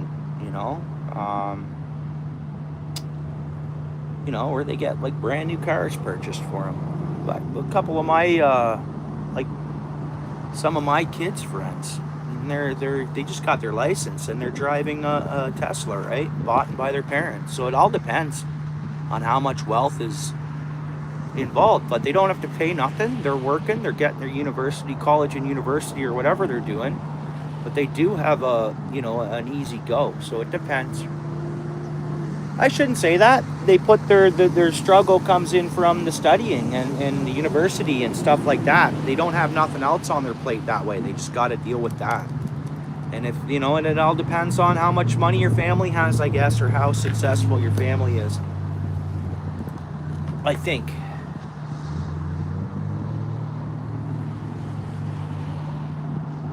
Oh, really? You got loud and smart yelling in German? Yeah.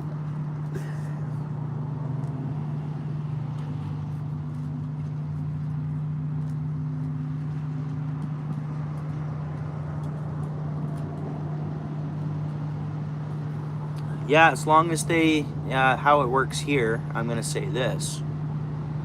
As long as you're willing to stay sober, you're all right here. Be all right, regardless. That's kind of what I've noticed, okay? I've known, like you talked about, mothers there that are, I know them driving brand new vehicles to get their kids around. I know they got, a beautiful place to stay and for a cheap amount, and then they get a good check. Now, as long as they do what's right with that for the kids and stuff and don't put it all to themselves, because, there's some of that out there. Canada is a place if you're willing to stay sober. Sorry to say, but I think that's what I think. Okay, I could be wrong. If you're willing to stay sober here in Canada, you do all right. That's what I think.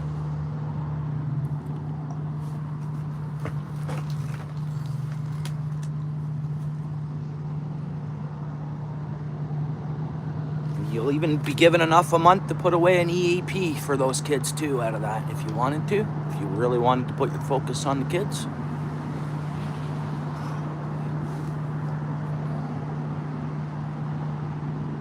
How old are you, MMK? If you don't mind me asking, you don't have to tell me. You don't have to tell me if you don't want to. Age doesn't matter.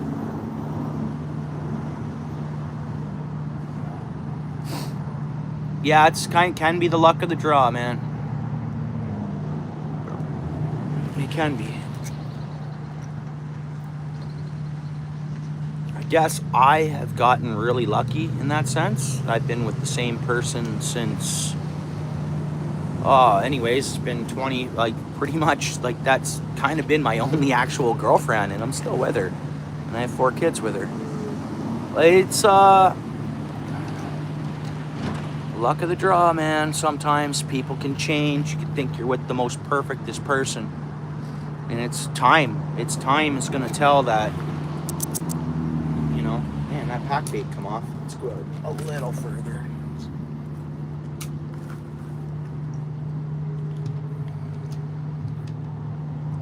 Fair.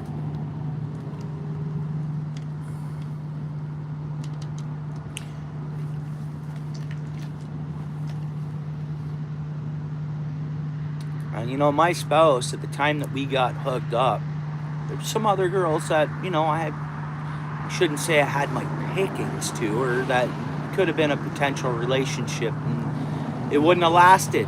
Those girls, their marriages didn't last long, and it wouldn't have been, it's like literally sometimes the universe or luck of the draw, or I don't know how all that works. I have no idea.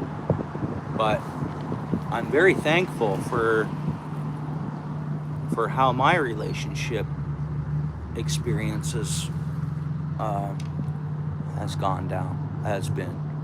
But I know that's just very luck of the draw. Look, guys, am I allowed to fish all the time? Darn right. I take care of business when I need to. You darn right.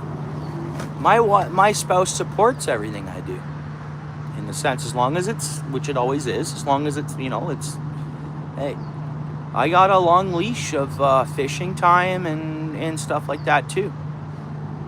Well, she's running the kids around right now.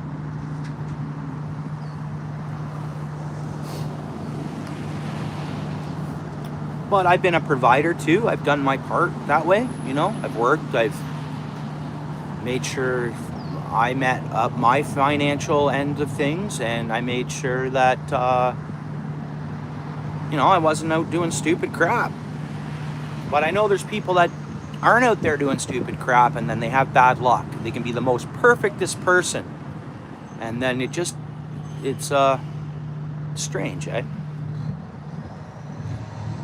MMK, did you tell me your age? Yeah, Paul's way, 29. You could meet someone tomorrow, and then everything just develop and your life can be so different in 5 years from now. Maybe, hopefully, for the way better and where you want to, it's always, that's why I asked MM, oh, okay, you're 39, okay, yeah, so you long enough to, yeah, pardon me, bro, I got you, okay. Yeah, so that's true.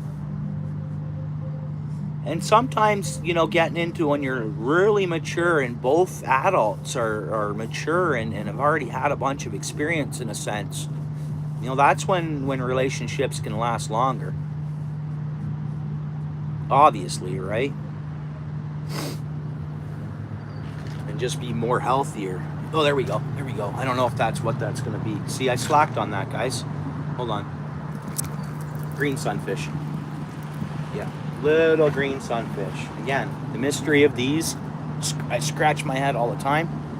And birds flying from south. I brought these up here at some point. Look at that. You see that warmouth lines on it? It's not a warmouth. It's green sunfish. But look at that. Their DNA, they're so close to a warmouth, these green sunfish.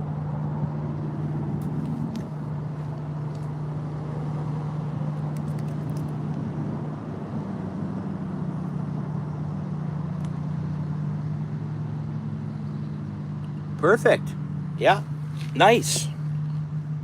That's super cool, Rainbow.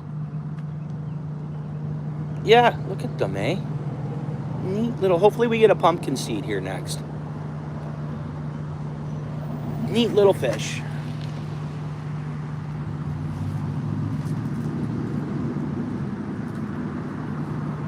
I'm going to switch it up, guys, and I'm just going to throw a little nugget of corn on.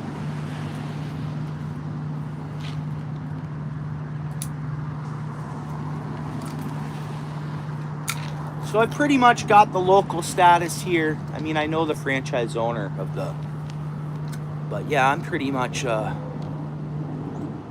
I get seen around here, everybody knows who I am.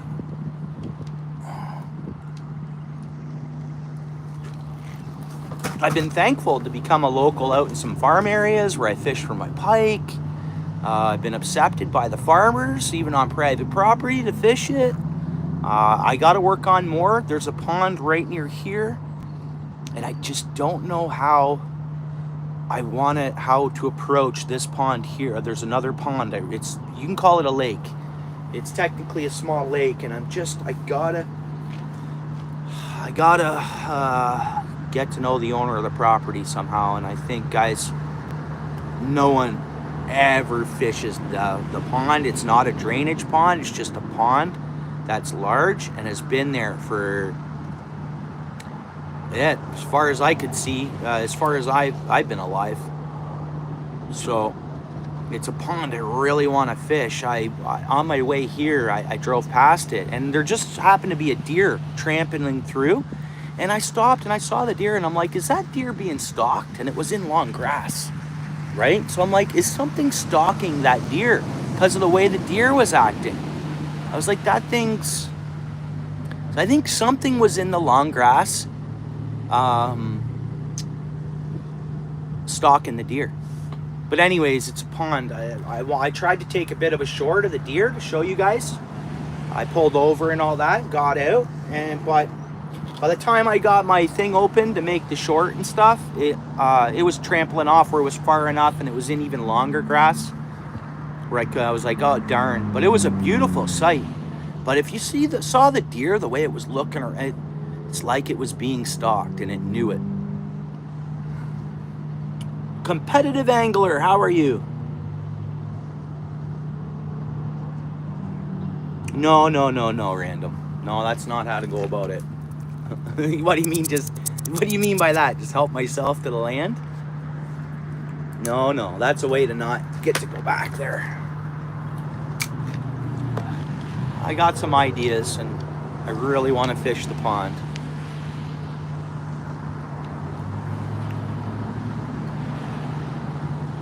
I'll even sign a waiver, put something on paper, or I'll put something on paper that, because a lot of times people are worried about liabilities. I break my leg, I'm on my own. That's how I am. That's how I, like, or whatever. Like, in the case, you know, like,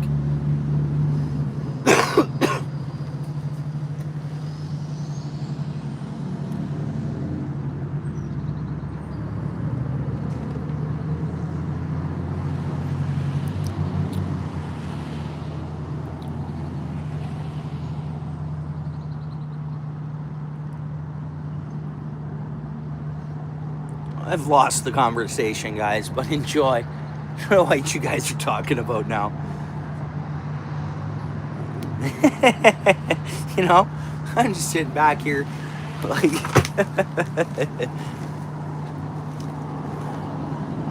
yeah, like, all right, guys. Hey, no one's swearing and there's nothing real bad going on in there. It's all good. It's been a quiet, not a quiet stream. We've had our regulars in. Awesome conversation we're having, but it's still a little quiet. Wait a minute. No, this is good. I'm an hour and 10 minutes in the stream. We got 9 people hanging out, conversating, and we got 40 likes. That's pretty good. My channel, to get 50 likes on any stream of mine is huge to me, I think.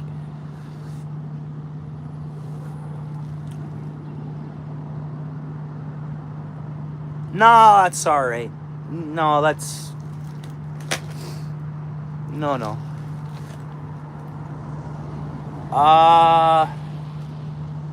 Which ones? Oh, I know what you're talking about, Michigan. I thought you were talking about cormorants.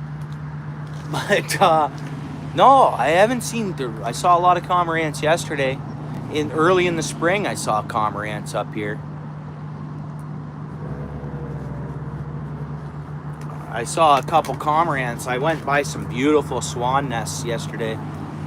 Oh, a carp was just right here in front of us. Let's see if it's still around there. Yeah, I seen some beautiful swans nesting. We call swan babies goslings as well. Or no, swan offspring, a different name than goslings.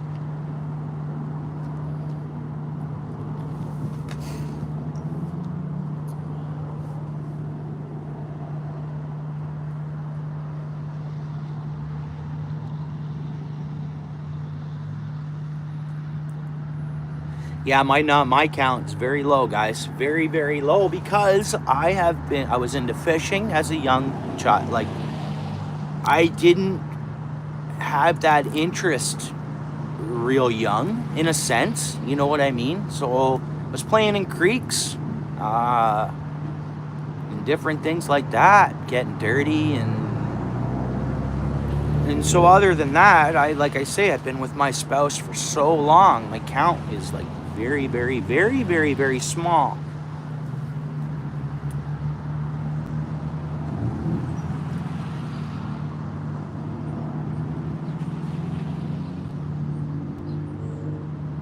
Yeah.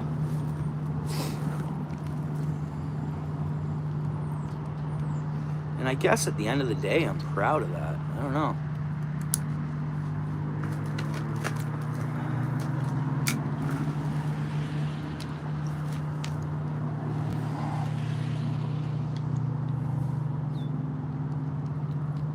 Yeah, that's what I knew that. I'm just wondering, what do we call swan chits?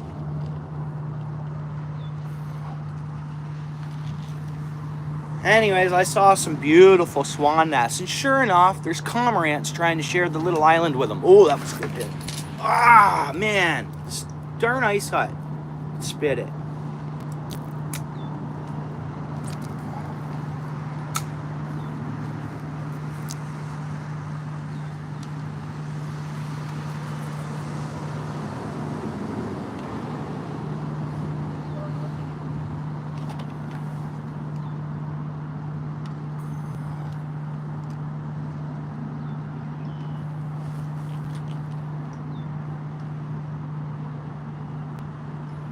Yeah, I guess random. Kinda.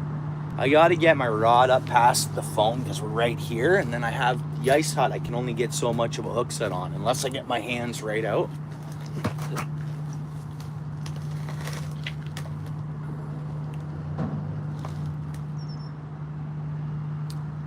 Oh, thanks, Rambo. Yeah, you look it up? Cool.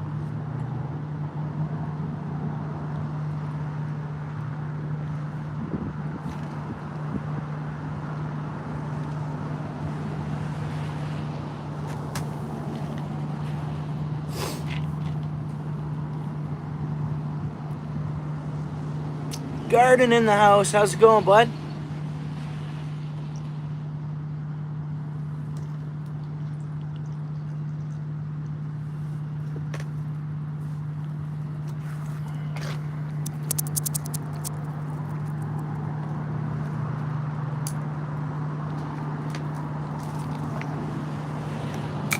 You know what? Is it?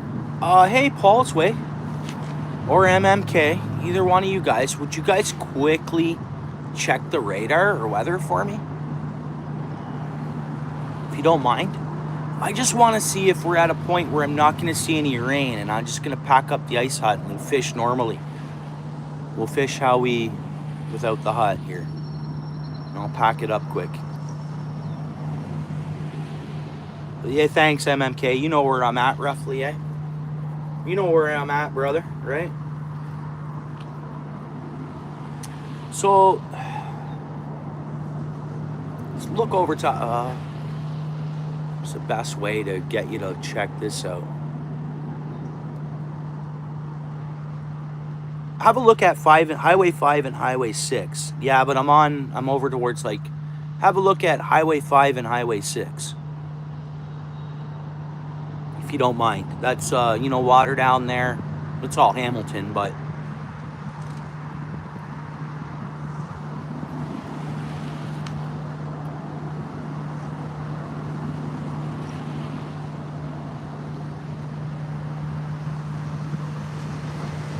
I'm like, thanks.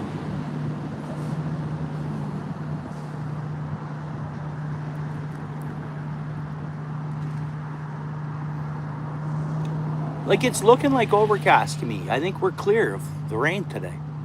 Could be totally wrong though. I think we'll be all right to pack this thing up.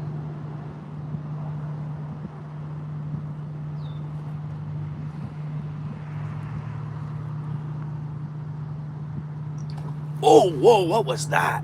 What was that? Muskrat? Was that a muskrat? It was dark in color.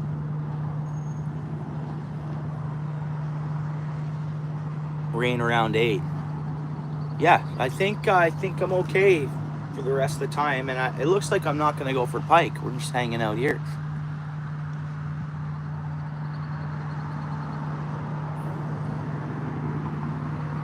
I can't see myself being here past 8, but it can be 10 o'clock. Who knows? You know? Which sucks. I'm going to have to dry this tent out. Yeah, I guess that doesn't suck. I just open it up and I'll hose it down in my backyard there, and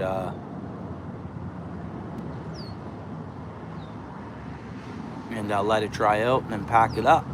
I use this one for if I'm just going by myself or whatever. I haven't even used my big brand new ice hut. So I'm not going to take it out for just me using it when I can whip this thing up so fast. And I don't really mind this ice hut. It's paid for itself. I've used this ice hut enough where for what I paid for it and what I've gotten out of it, it's a perfect just toss around ice hut. It's raining there in Michigan. Yeah, that could be. I wonder how fast that's moving. Oh shit, guys. Guys, I see an M&R truck. M&R. Right over here. Let's see if it comes over here. M&R. That's not common for me to see that. Where's it going? Where's it going? It's coming my way. That would be cool if we get the M&R come over here. No, it went a different way. It went a different way. I've never seen that. So uncommon to see, kinda.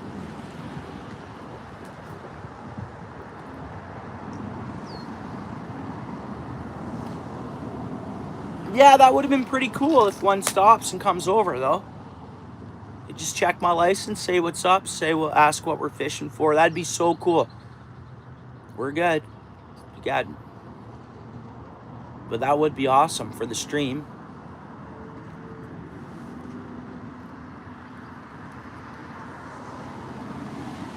During the salmon run? Yeah.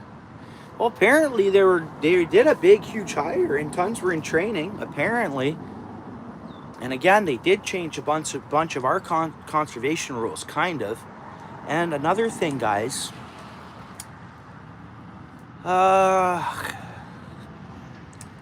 We have people coming here, and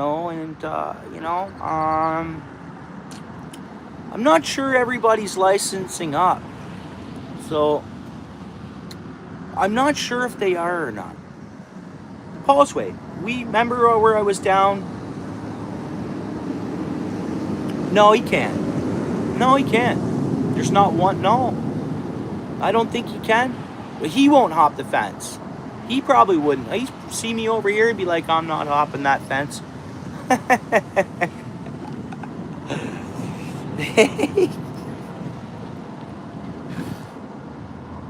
Who doesn't need a license? You need a license. And if you own anything, you need a license to fish. You need a license regardless. If you're an angler, you gotta have a license. Snag spot again. There's something new there. There's something new there. Don't get what that could be. That's not a familiar snag spot.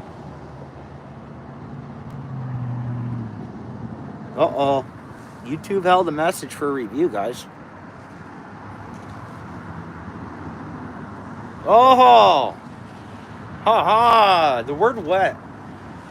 Isn't that something, guys?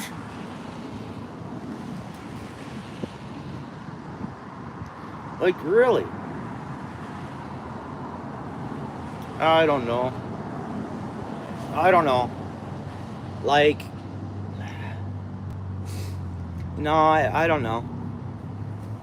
Because, I think a lot of good gets done too. Like, for instance,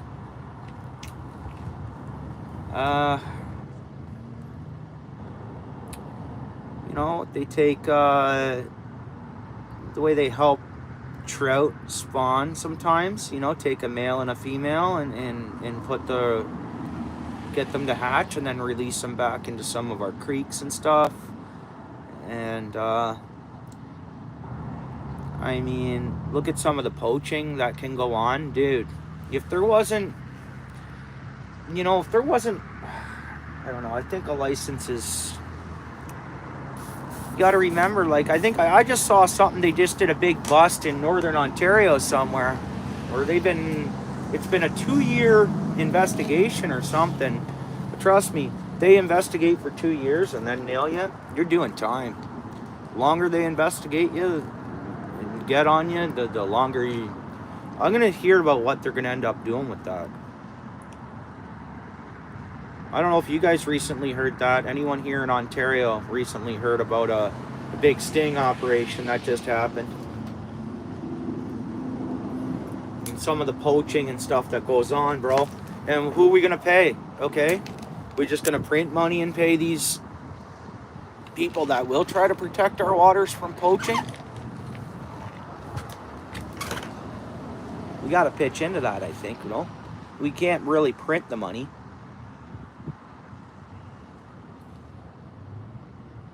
No? I just came across it, Paul. No, I don't normally neither. It's just if it pops up on my feed, that came up on YouTube and I watched it on YouTube. So it just whatever pops up in front of me.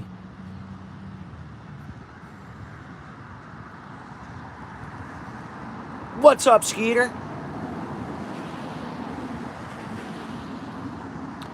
Well, you got me, AMMK.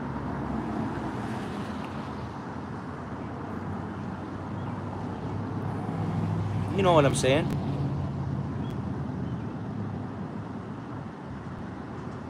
Yeah, hey, Paul, we know it's always been wet. They don't like the word wet. And it depends on how it's worded. Remember, we've played with that. We've played with that where we'll put the other word in front of the other one and stuff like that. It was nothing but rain there, Skeeter. Same here, dude. I mean, it's not raining this second. I'm in my ice hut, dude. I had an umbrella to choose from today or my ice hut. So I was looking for my larger umbrella and I opened my garage and I looked and I'm like, ice hut, done, let's go. Oh, someone's playing with the thing again. Thank you, Cindy B. We appreciate you. I appreciate you.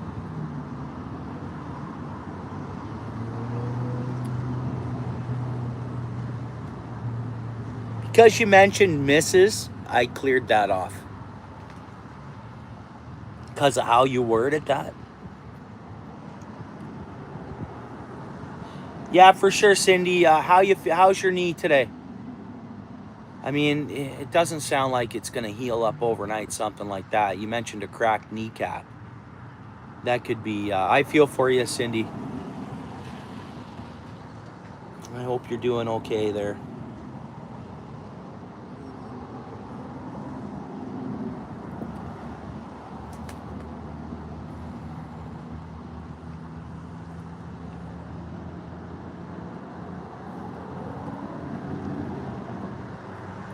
The ice doesn't look safe, eh? No, I hear that, Skeeter. Good point. I think I'm going to close up the ice hut, though. I think I'm clear for rain for a couple hours now. One of the good friends in the chat here checked out the radar for me.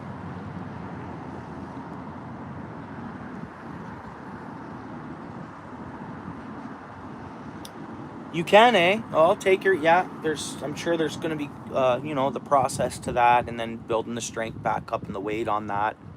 I feel for you. Here we go. That might be carp, the way that's moving around. Yep, suck in and blow out. I missed it. Let's see here. I think.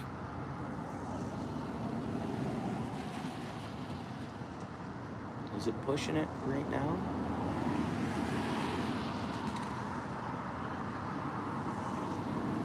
Yeah, that was carp. Hopefully we still have a chance of getting it here.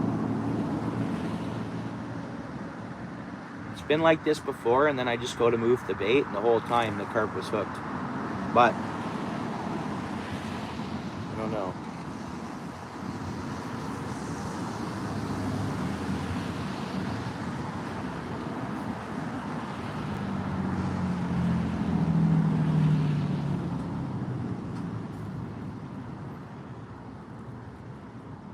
I wish it was warmer today.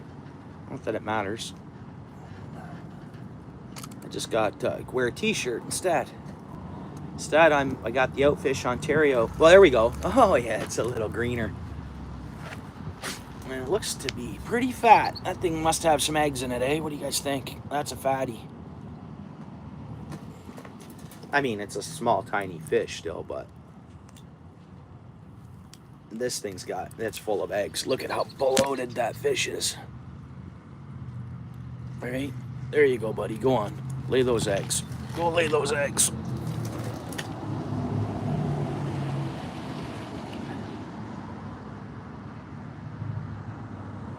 Yeah, that must be your service on your end today, Garden.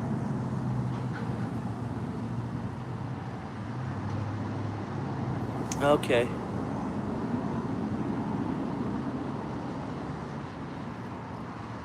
We got it going on there. We got it going on there, Random.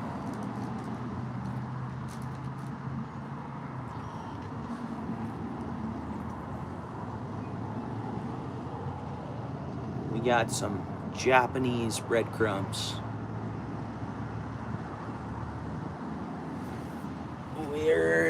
They're just trying to trick them.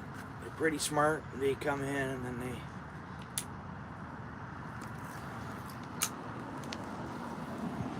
But, again, that wasn't a big green sunfish. I've caught one bigger than my hand here.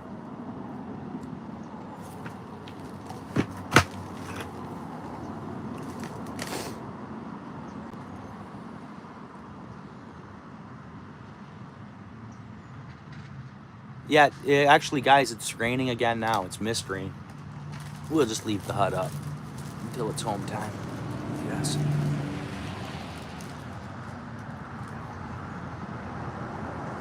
Yeah, Rainbow, I forgot to mention that. In with my cream of wheat, there is also some Japanese breadcrumbs. They're just breadcrumbs. Just on the container, it says Japanese breadcrumbs, right?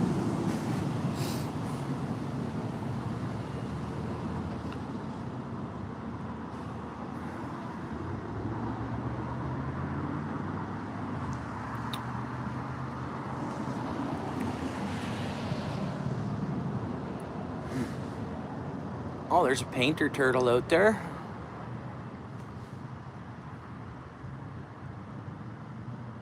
I don't know why they call them that.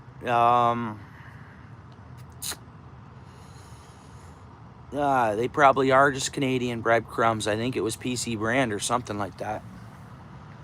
I don't know why they call them Japanese breadcrumbs. I don't know. I'm not too sure.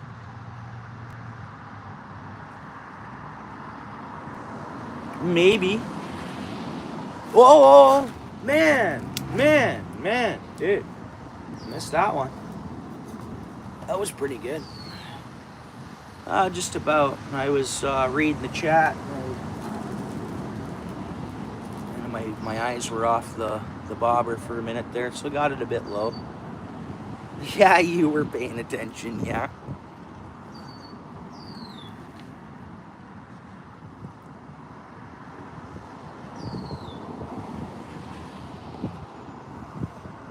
I'm gonna say the stuff I did put together here today for pack bait, I think it's pretty good.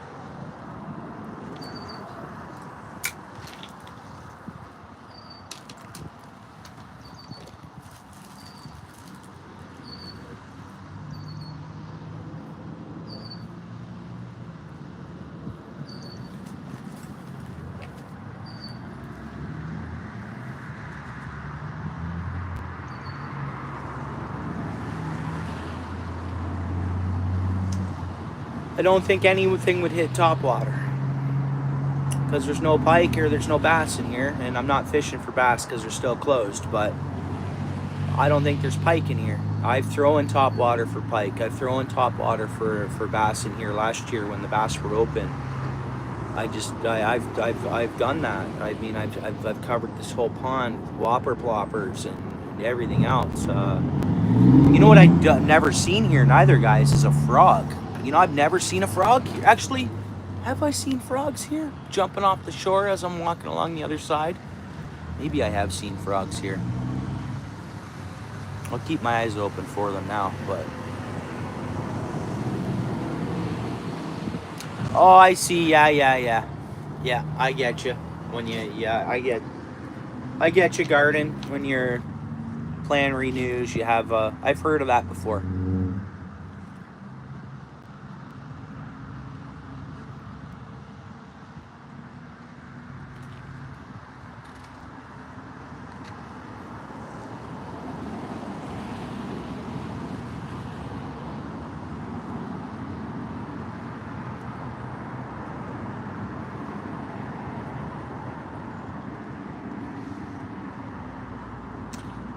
I have no idea, Garden. I believe that's just the name they called them.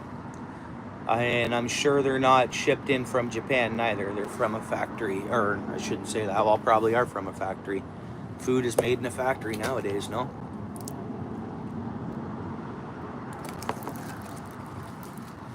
There's bullhead catfish. Good old bullhead, little guy.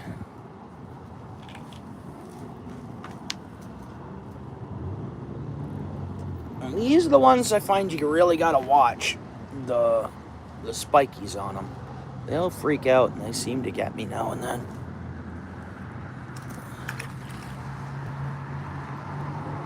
Yeah, right on.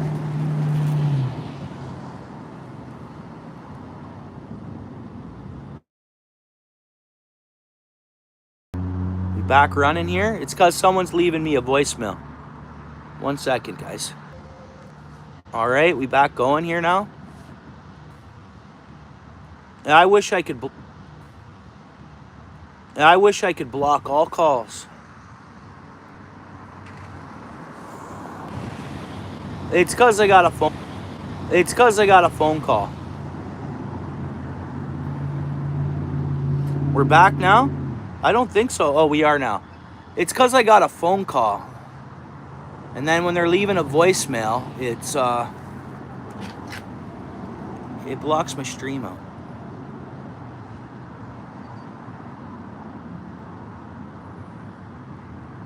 $50 likes, 9 people in the house. Appreciate it, guys. I don't think we've been featured a lot on any shorts feeds or anything, but I'm a monetized channel that doesn't pay. I won't pay to promote a live stream. I'm just gonna go with it like this, because if I did that, we're just gonna have tons of trolls in here, and then one of the mods are gonna constantly be busy with that, or many of the mods, and I think it would just get chaotic. And we're getting enough watch hours and stuff like that. We don't need no trolls. I thought of doing it once though, but just to see, but then no. Not for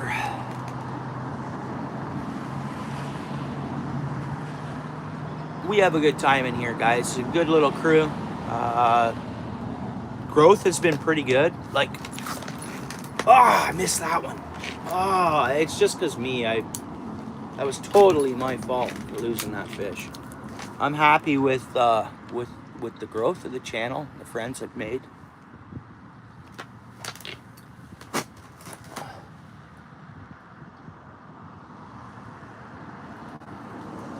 Yeah, almost, bro. I messed that up, didn't I, kinda? I don't know what happened there. But they're around, guys. They're around.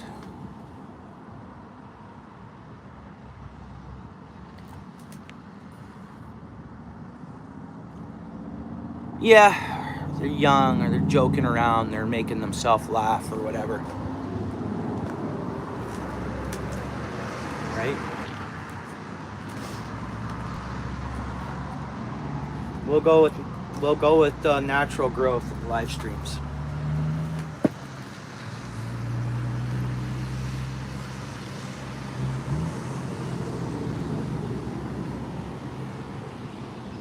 Pretty much, Scooter, pretty much. Kind of hoping we'll get, so what I'm trying to do is we're attracting some carp in. The water's really murky. And then I'm just playing with them and seeing if we've caught 2 carp today. Nothing big. First stream was, even the second carp. Beautiful fish though. And then a few green sunfish and a few bullhead catfish. But yeah, pretty much. Then that's the species that are in this pond. The only thing we haven't caught that I've caught before here is pumpkin seed, which is another sunfish, of course, right? So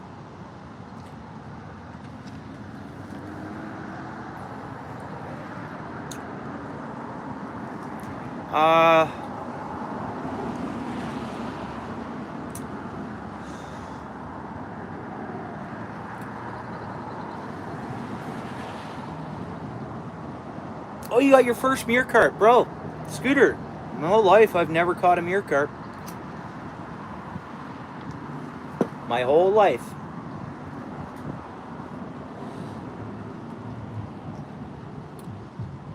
I've not accidentally caught one. I've not anything. Well, congrats. It'd be awesome to catch even a tiny meerkat in here. Is there one swimming around in here? I don't know. I thought I seen one surface that kind of looked odd, the scaling on it and stuff, but I didn't get a good enough look at it. When I first saw it, I was like, oh, I think that was a meerkat. It might have been. But without catching it and getting it on and really getting a better look at it, can't tell.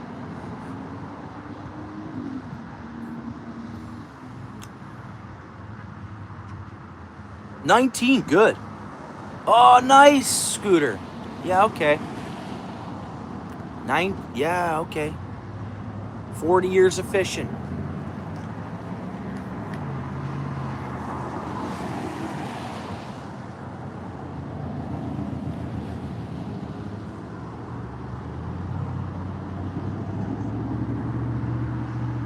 Joe Schmo in the house. Thanks for coming back, bud. How you doing today?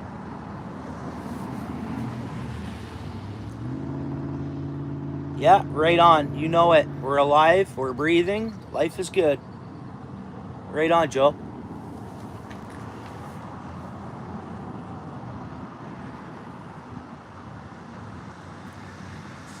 Thanks. We've caught a few fish, a couple carp, some sunfish, and then some bullhead catfish. So it's been okay.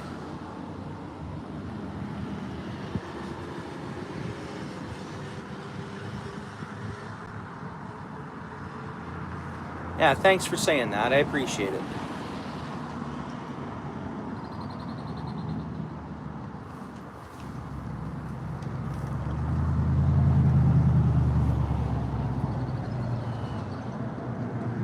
And it's pretty effective. Yeah, you know what? I've made a promise to myself. Next time I'm up here, we'll do some, well, either a Ronnie rig, because it's what Paul's Way uses. We'll either do a Ronnie rig or we'll do a hair rig. Either or.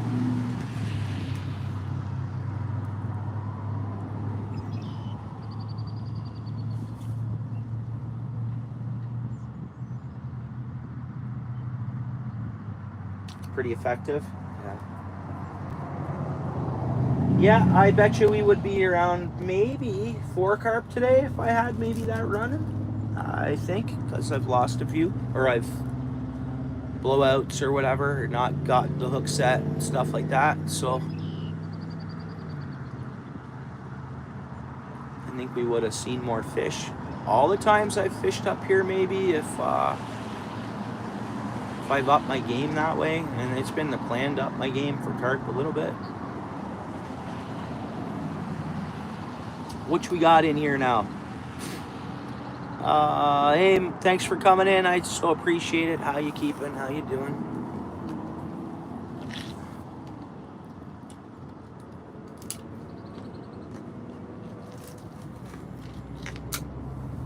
We got corn, a little bit of pack bait on there, and a tiny piece of worm. Let's see what happens here.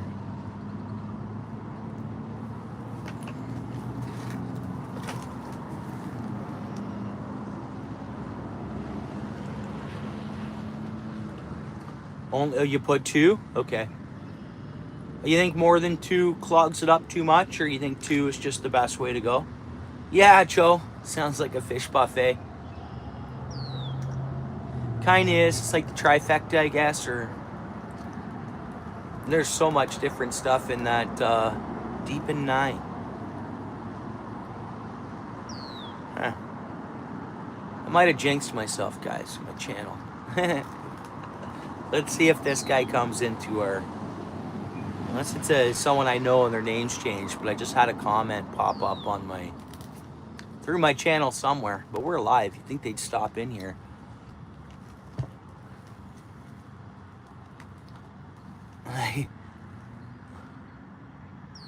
A right cocktail? Yeah, it's concentrated. It's like, dude, there's... I'm gonna make it almost exactly again. I think it's good.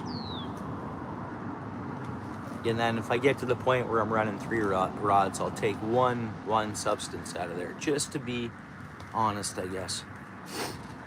I shouldn't say substance. It's all organic, natural.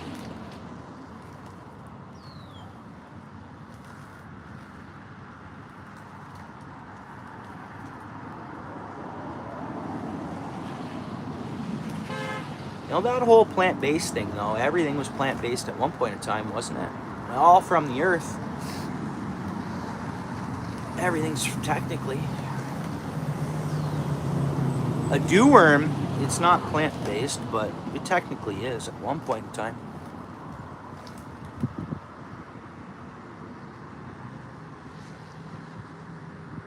Oh, okay, that's just what you've... Okay.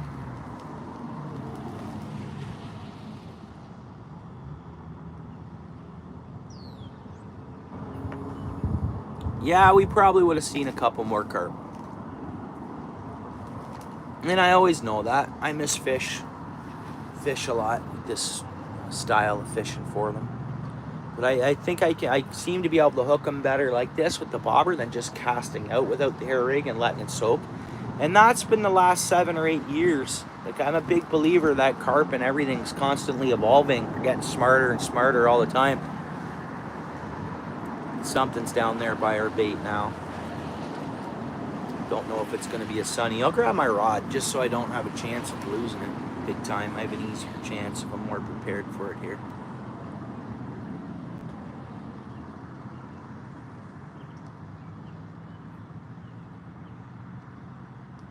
Nice. You've been getting some, eh? Am I not getting... Are you uploading and I'm not getting... I'm subscribed to you, Scooter. Am I not getting... I get a lot of notifications throughout a day, but somehow I haven't seen a notification come up saying Scooter is live or Scooter's uploaded, or so I gotta check that out. Have you been uploading, Scooter? I assume you were. I've been to your channel. You upload. Yeah, I'm not getting notifications. I'll double check that it's set to all.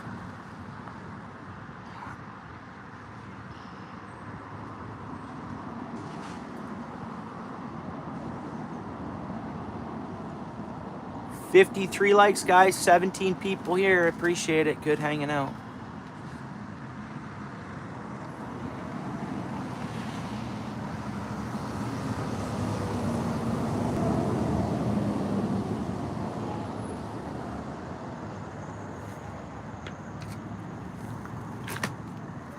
$23, nice.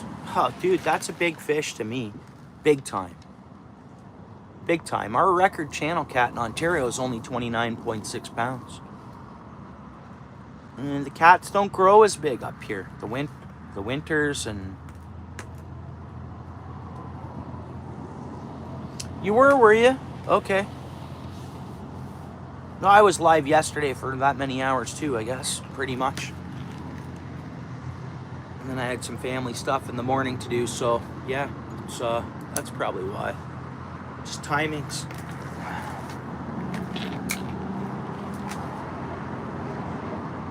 Yeah, that's your personal best for now. It sounds like you have good opportunity to catch another one, bigger than that. You know, we have flatheads in Ontario up north in the clear rivers and stuff. They don't get that big. They just don't. Winter time up there especially, it's... You get hypothermia in that water right now. You stay in it too long, still. It's and then in September the water cools down again, and ice starts happening, those catfish stay smaller and they go dormant earlier, and the way it is. That's same goes for bass. Same goes for, I guess we can't consider, we got big muskie and big pike, but our pike and that they'll be active all winter long under the ice, eating and feeding. But the catfish, they go dormant, so they're not feeding all year long. It's pretty neat. Okay. Technically, what I caught a small trout yesterday. Now, they were all calling them steelheads, but now it's like our conservation authorities or whatever, they're all back to calling them rainbow trout. They're steelhead though. But I caught a small one yesterday.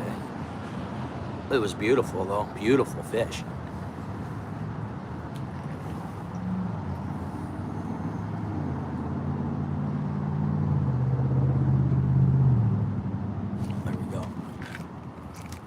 Nope. Yeah. That's got to be Grainer's sunfish or whatever. I would think that wasn't a carp.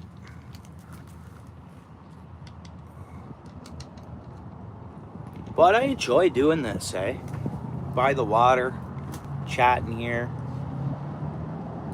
I mean, before I was going live and doing the channel more fishing and stuff, I was always still fishing. But yeah, I love just hanging out here by the water. It's like extra therapeutic, you know? It is. We get more than we even realize out of this. Sitting by the water like this. Nature. Natural healers. The fresh air. Yeah. Yeah.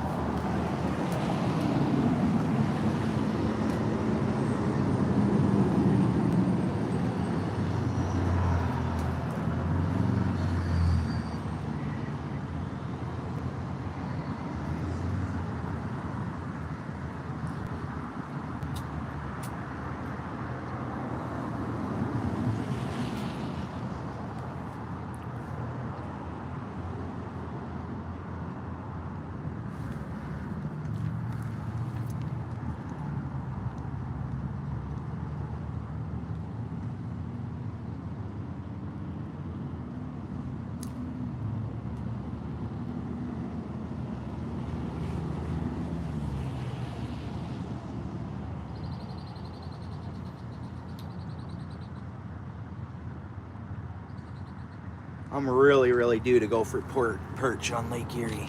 I'm like so due for it. I guess that'll be the only fish I eat that I catch this year. Will be a few perch. I'll keep like 20 of them.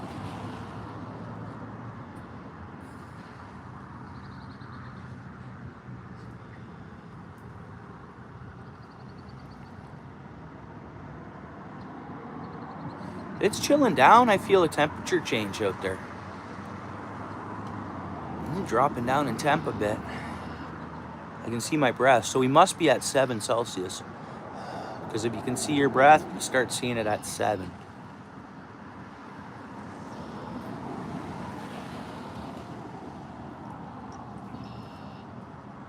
Yeah, big temperature change just happened.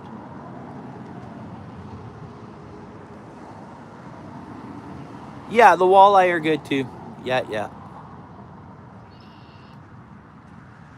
Now, if I'm perch fishing or I'm on Lake Erie and I catch a walleye, I'll keep it. What I sometimes do is I troll until I find the perch on my electronics. So that's how I can get a walleye. And then once I see the perch down there, I stop and I fish for them. Oh, missed that one. It's got it. It might be a carp, guys. Nope, not a carp. I'm gonna take.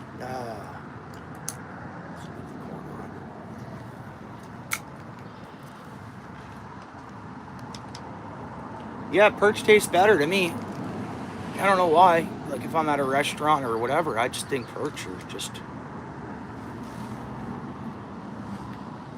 But they're pretty much the same. They're in the same family. They're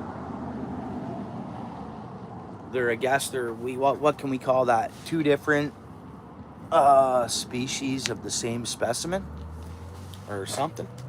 Is that how we can look at that? I don't know.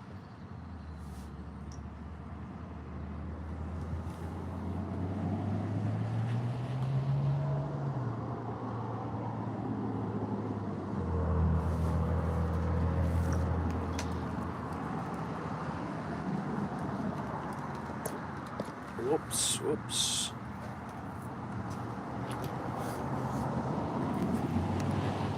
They're from the same fish family anyways.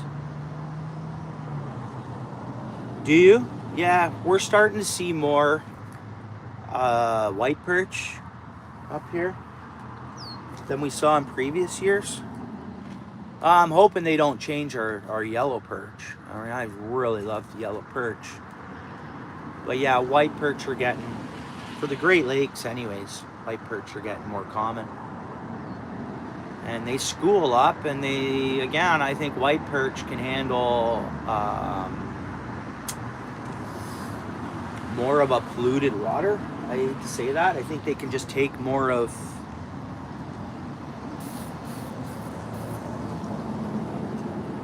a tougher water quality or something. And they seem to multiply in the hundreds and hundreds, right? And before we had goby, the yellow perch fishing was just great off any pier anywhere, but we got gobies, and it's like the perch stay out a little more. There's something going on there.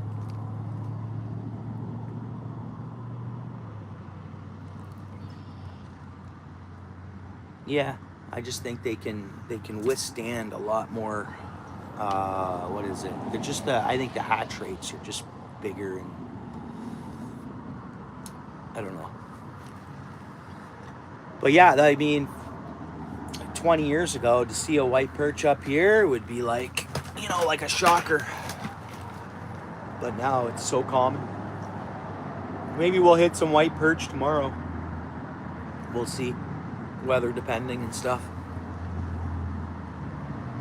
Yeah.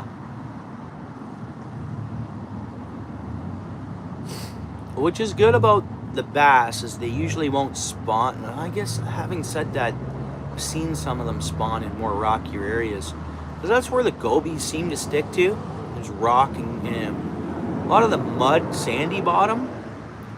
You won't always see the gobies around, but if there's structure or rock, I find they're...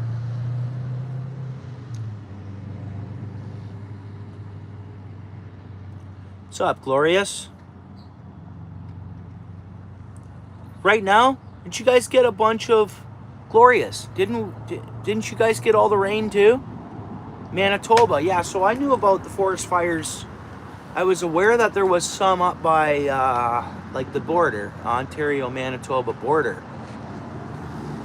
But I had thought with the week of rain we had and then them controlling it, like clear cutting around it, I thought that they had it in between this rain. I thought we were kind of in the clear again. Look at this one. There's our pumpkin seed. So there's, look at this colorful little tiny fish, but look at it. It's like our closest thing to a saltwater fish. Look at that. That's different looking for a pumpkin seed, guys. Is that a cross pumpkin seed green sunfish? Or is that the red marks? What do we call this one, guys? What is this? Is it our pumpkin seed? Or is it, whatever ear? What is this, guys? Regular pumpkin seed or crossbreed, hybrid? Not a hybrid or what, guys? Green sunfish pumpkin seed mix? Shannon, thanks for your awesome comment there. Yeah, maybe it's a tilapia. Good one. Thank you. We'll have to look that up. Guys, maybe she's right. Eh? Welcome to the channel, Shannon. Yeah, it looks very tropical, doesn't it? Looks like a pumpkin seed to you? Yeah. Just when I see, like, the linings up here, right? And then the color, the little bit of greenish. Let's keep fishing. Maybe we'll get another one. compare it to. Yeah.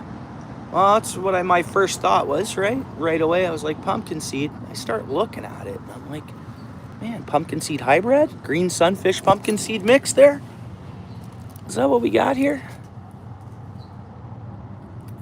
Anyways.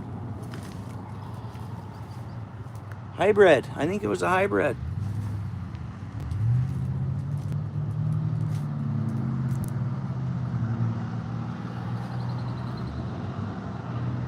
Scooter, definitely a green sunfish. All right, let's catch another one here.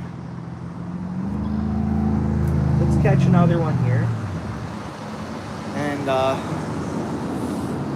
figured definitely it's a pumpkin seed. Thanks, Ryan. Welcome to the channel. Yeah, here, let's see if I can get another green sunfish. Next fish here. I'll show you the difference of what I mean. What I'm thinking. Whoa, good thing. Almost lost that into the drink.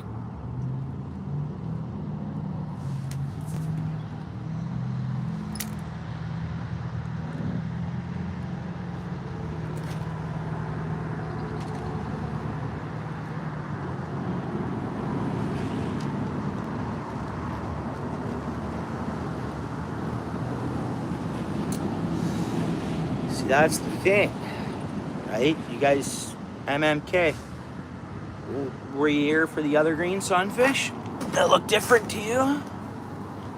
I don't know, search it up. And that'd be awesome if, right on, Ryan, cool. Oh, there we go. Carpy, maybe. Nope, there we go. What do we got here? Oh, it's a cat. Bullhead. We got a bullhead. Here we go. It was a pumpkin seed, guys. I just had someone who silently is in the background of the channel a lot. And they just chimed in by text message saying pumpkin seed.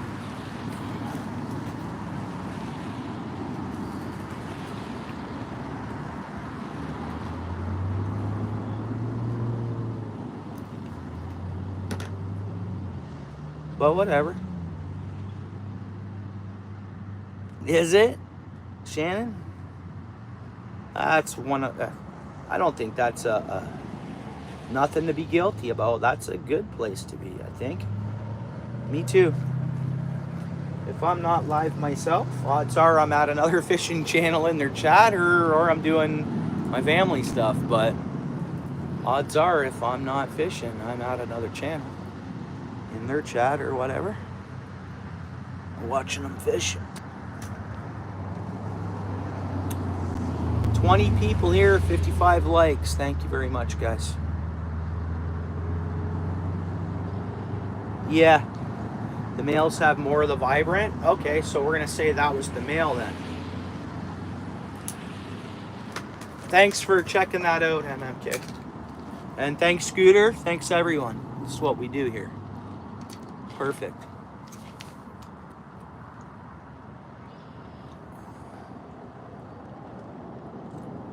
Now, hopefully we get one of those others. Just while Scooter's here, I want to get the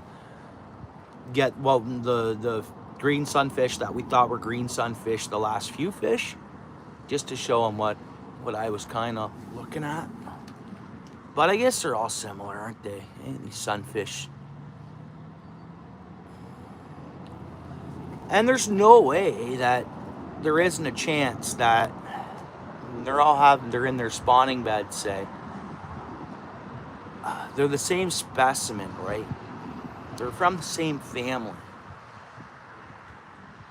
So pretty much they can interbreed, right? We can get some hybrid mixes.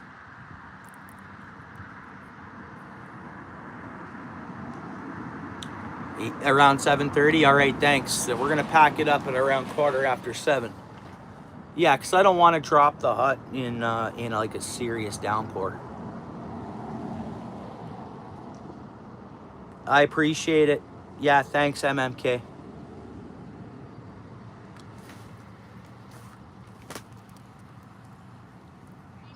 Just worm on there now. Well, let's just go with the worm. Let me see if I get out a little further. This has been pretty comfortable, sitting on the edge of the ice hut, though. It has been. I fished this in the winter time on the ice. I think someone else, other people had too. Other people had checked this out. I know that, because even at the end of the year, I saw people had footprints and holes. Like someone else tried to ice fish this as well a couple times. I got little tiny bites off the bottom, but I didn't catch anything. Well, someone probably seen that I had, or who knows. Who knows? Yeah, I've tried to winter fish this pond too. And I mean, the bluegills are active in the winter. I just think I came on a day that they weren't biting, and then I didn't come back. Someone else did, though. A bunch of people had been fishing here, I think. Well, not a bunch, but I could see tracks as the winter went on and stuff.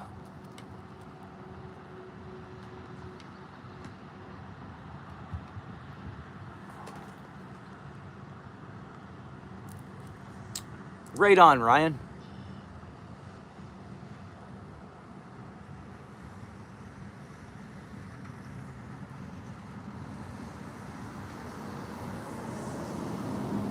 I'll try it again next winter.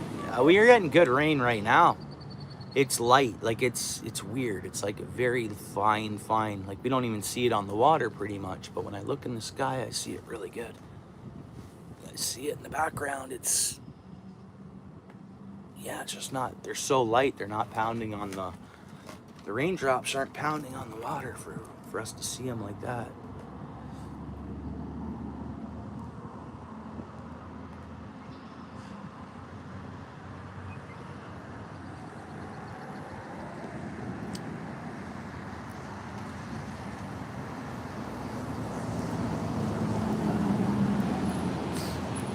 Well, here no one does if they're that age. But I wouldn't suggest being young. I mean, I'd always suggest having some experience with you. I'm not trying to say you're unexperienced or whatever, but ice fishing, man, there's no such thing as safe ice. Well, here, no. At 12, no one needs to have a license here, but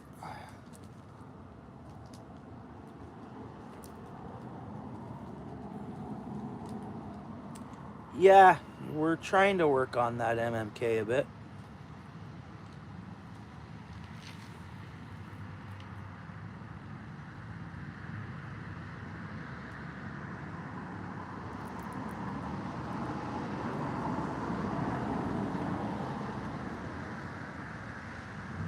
No idea, Ryan, bud. You're on your own that way, dude. I only know maybe someone's in here from PA, but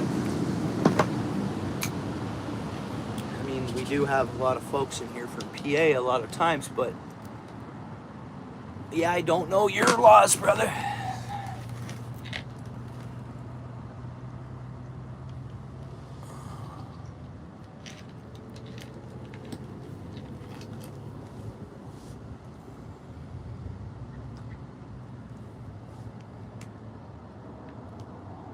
Guelph's not too far from you, MMK. That's not too bad, right?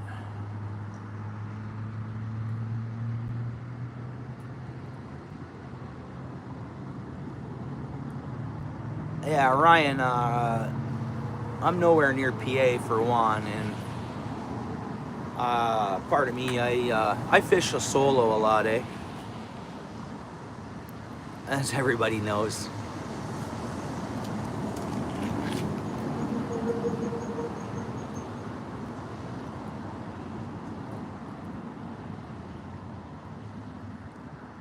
About 35 minutes, yeah, so pretty much be the same drive for you to Coots, so.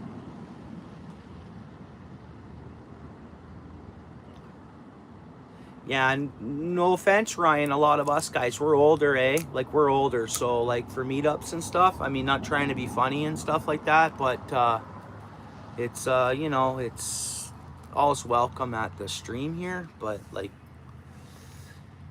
a lot of folks in here are, you know, 30, 40, 29 to 45 to 50 to 60, right? So you're welcome in there to learn and to hang out and stuff and chat. But yeah, it's kind of, you know, bro. You have a lot of buddies you go fishing with and stuff. You get your YouTube channel going. Yeah, you're good, man. You meet other folks in and around your age there, maybe, and you know.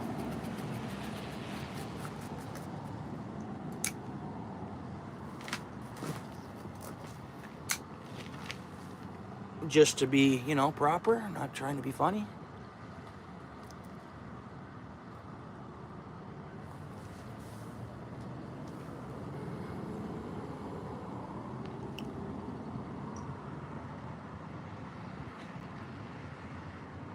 Yeah, that's what I'm saying. So I can grab Dano on our way. Dan will be in the meetup. If not, I'd have to go to. Dano's not driving right now, so I'd have to go pick him up. And so he's got some really good spots in Guelph.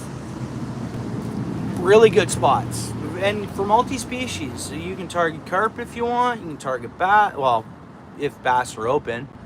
But pike, some good pike fishing out that way too. And it's technically same pike I catch, right? Like I fish in between my place and Guelph. Cover a lot of areas that way, right?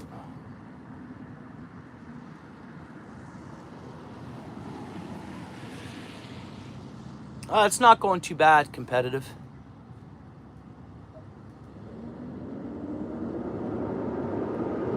Cool. Nice. Well, you guys be safe. Take your parents with you. I wouldn't at 12. I wouldn't let my son go fishing by himself. I got a 16-year-old son, and he goes fishing now with his buddies and stuff. But at 12, I wouldn't let them. Because I went. I made sure I was there. Teach them that, you know, when you got 4 kids casting and stuff like that, you know, no one needs to lose an eyeball, and all made sure that everyone was, you know. So it's, you know, it can be. At 12, I recommend your parents, not to be funny, take you fishing, man. Maybe I'm old school or new school, I don't know, but yeah. Like, I honestly recommend you make your parents take you fishing. You say, and just tell them, you're taking me fishing on the weekend or whatever, right?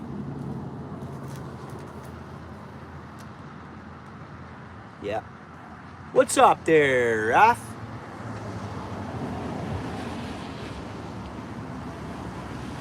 There's a channel for you to potentially connect with Ryan. Raph, he's a young fella. Hey, Raph. Hey?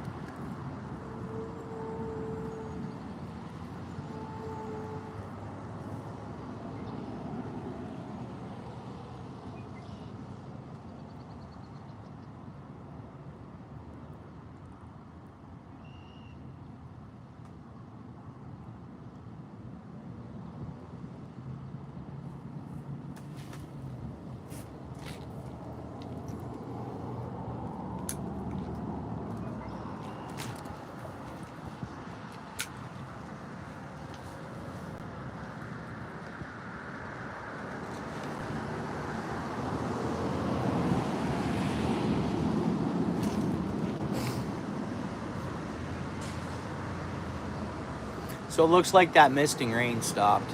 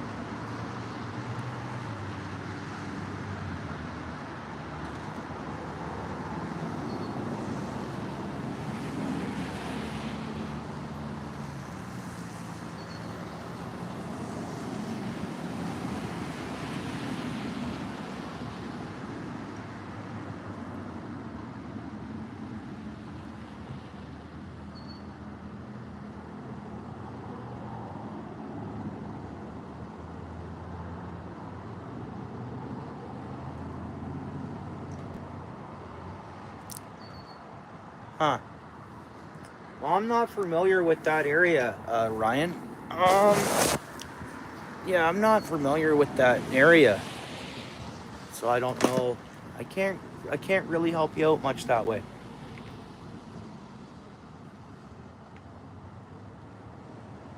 Drill and chill. What's going on? It's been a rainy day up here. I'm sitting in my ice hut, believe it or not. How you doing? Everything's going for you. We've been live a lot at the same time, drill and chill. Commonly, live on our channels at the same time.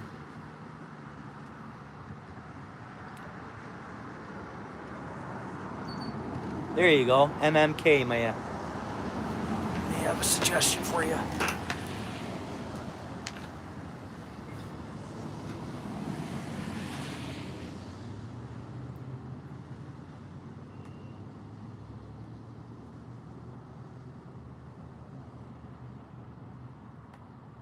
$59 likes, guys. Thank you very much. Appreciate that. Yeah, thanks. I fished yesterday. I caught a nice little rainbow. And then I went for a tour at some fishway, which is cool. I want to go back there. They protect this marsh from carp getting into them, I guess, for the native plants and all that stuff. And it was kind of fun. Thanks. I appreciate that. And then today, with the weather, I thought I'd just come up here and play around with these fish. I've caught a couple carp, a bunch of little sunfish, and then some bullhead catfish. Just having some fun. No work today, so I'm not going to sit at home and do chores all day, you know? Come on, fish. Come on, fish, take it. Take it. That might be biting like a carp. Hang on. Go down, baby.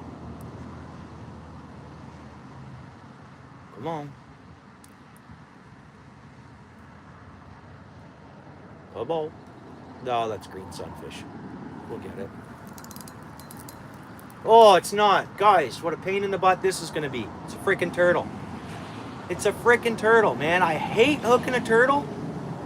It's a small hook. I'll be able to get it out. But, man, they're so strong. Their necks are so strong. Dude, we got a turtle on. It sucks. Sucks. And the turtles are protected here, too. Like, big time. Which is fine. So they should be. And that's why I think it's weird, because then I've always been told painter turtles can only survive and will only live in clean water. Oh, a bunch of water coming off my hut. So let's get them unhooked. What are we gonna do? What are we gonna do, right? Hang on, buddy. All right. Okay. Here it is here, guys. Sadly, we had a turtle bite. I'll be able to get it out. It's a little bit of a mission because I gotta hold the turtle. I do use my pliers, and I try to be as careful as I can with these guys. Again, they're so strong. A turtle has the strongest neck, even a small one. So it takes a lot for me to get it out, actually, sometimes. And I'm upset I caught this. I do not like messing with turtles. I don't. I want it to just relax for a minute. I'll get the hook out of it. Come on. They got tough mouths. Look. Buddy, I'm helping you here, buddy. You bit something you shouldn't have. And then I won't just cut the line, because then I'm not letting it go with the hook. I don't think that's any good for it. Okay, buddy, come on. Let the hook go, buddy, come on. So tough. They got such tough skin. They're reptilians, more or less. Okay, buddy, I'm trying to help you. Almost got it, guys. They just got such tough skin. It should pop out, the sharp hook, man. It's almost out.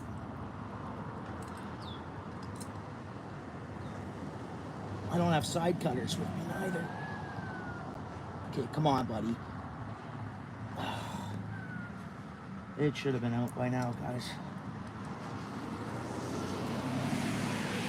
Come on. And I don't want to just pull on it, so I'm just trying to get it to come out. Again, it's barely in there.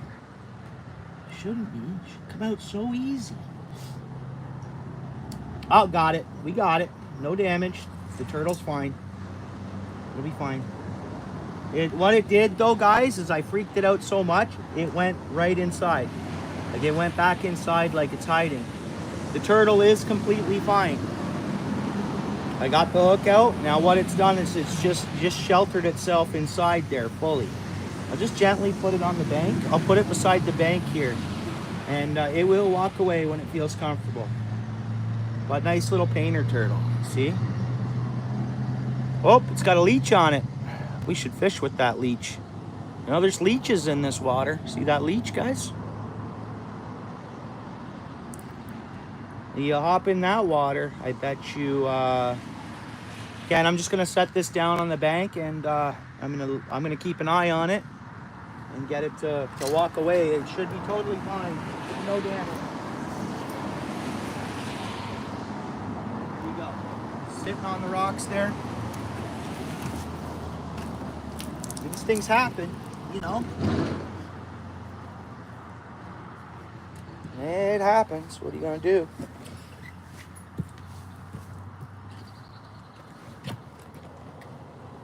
I'll keep an eye on it.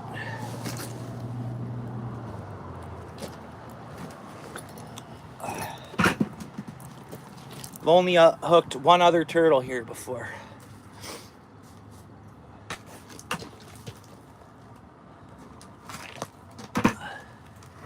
What happened? Oh, okay, we all good?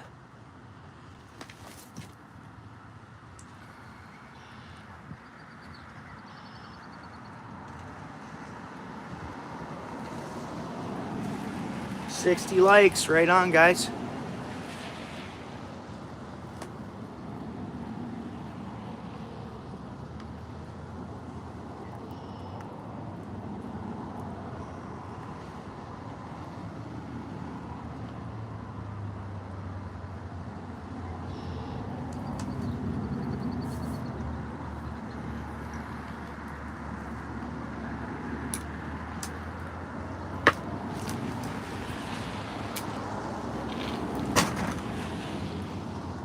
It hasn't come back out of its shell yet. As soon as the hook released, it tucked in. Fine, there's no damage to it. Again, the hook was barely really in it. It was just in the bottom of its lip, actually on the outside for whatever reason. Super, super fine hook too. It's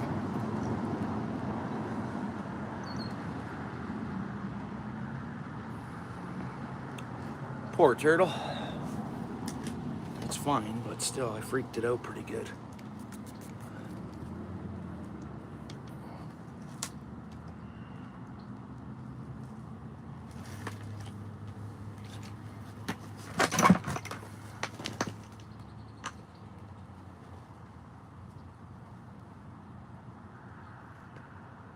It's raining pretty good. Not, well, we're seeing it on the water now.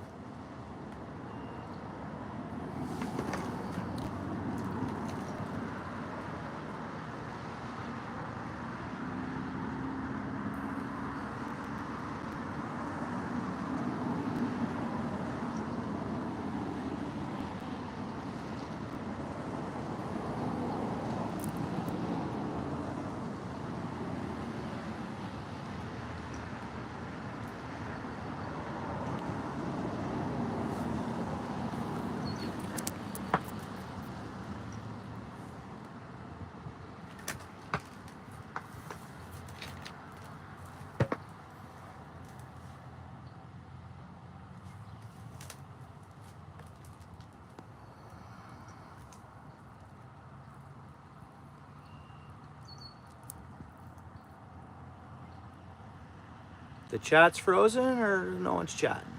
That's okay.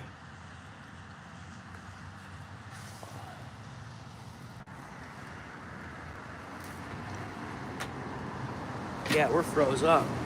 We're looping here. What's going on?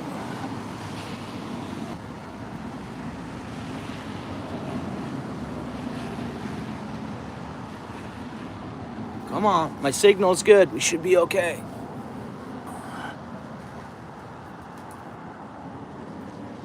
There we go. There we go. We back. Okay. No, we're froze again.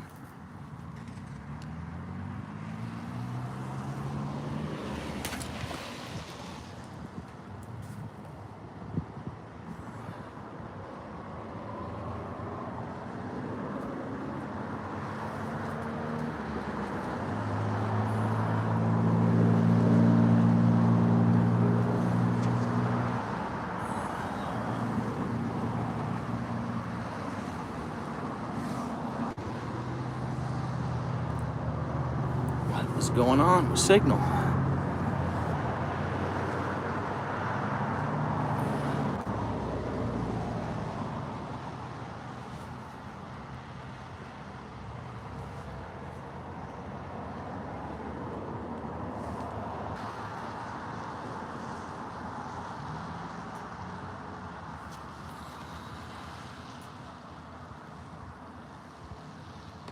I got full bars at 5G. What's going on here? Full bars at 5G and it's looping.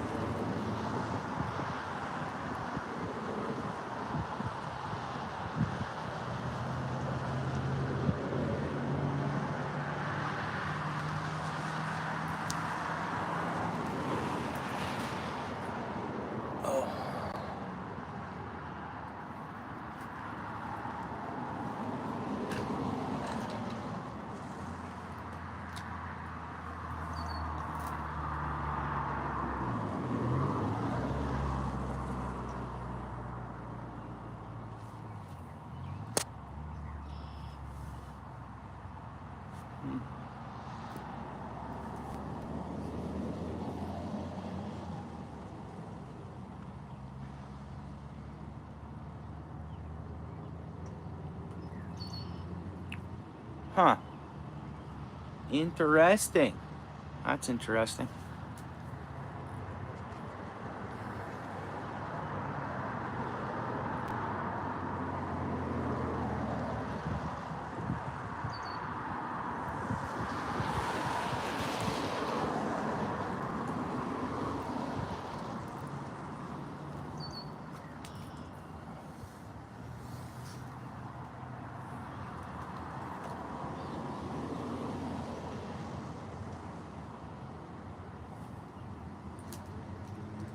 I'm hearing someone talking. I got someone nearby. I'm gonna have to hop out of here and have a look, actually. Someone is around here right now. Actually, I don't got to. I just open a window. I'm in an ice hut. Just open the window and have a look. Oh, my truck is good. I don't know. Someone just walked by on the highway, which is so weird. No, that's okay, MMK. I want that. I want that. I'll check. I'll hop out and just see if there's a cop or something parked out behind me. Hang on. Let's see if I can open up my back window. Should have one. Yeah, we're good. I'll be able to see.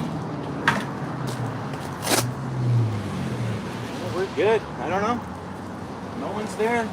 It's weird. No, I know. Yeah, one thing I'm not afraid of. They work for me, bro. I'm not a criminal. I'm not afraid of the police or anybody like that. Anything like that. Never afraid. Why? I mean, dude, they work for me. They work for me, man. So they're there. They're working for me.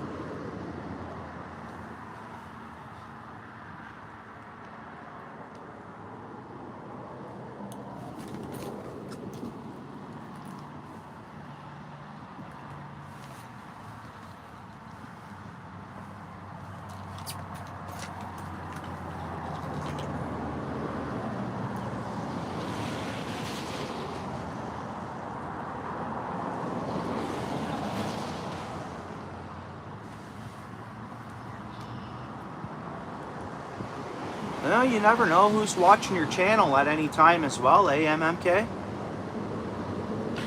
I have police officers that watch this channel, guaranteed, 100%. Subscribed and they watch. 100%.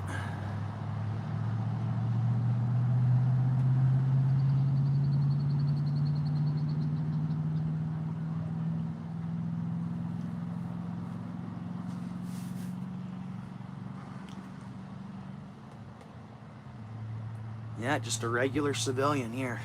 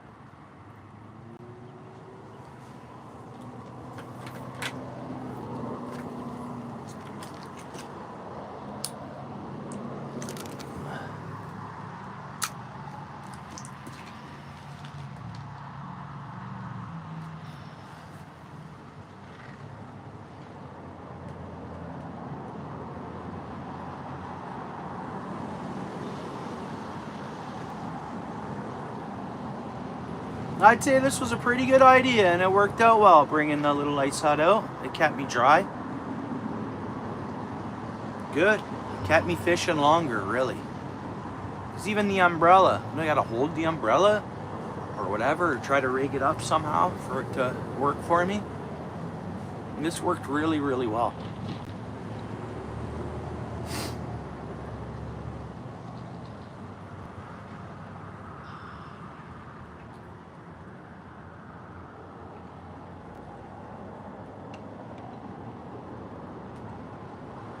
It's a 3-man. It's the Rapala Pro Select. I bought it from Canadian Tire. Yeah, it's not a bad idea, Ken. It's worked out well.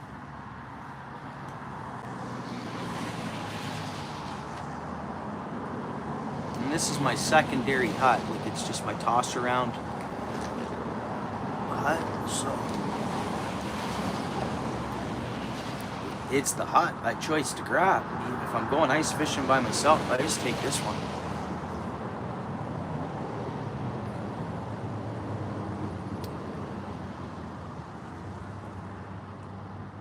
Especially down south here. And I'm sure I've had a moose trample this hut, right?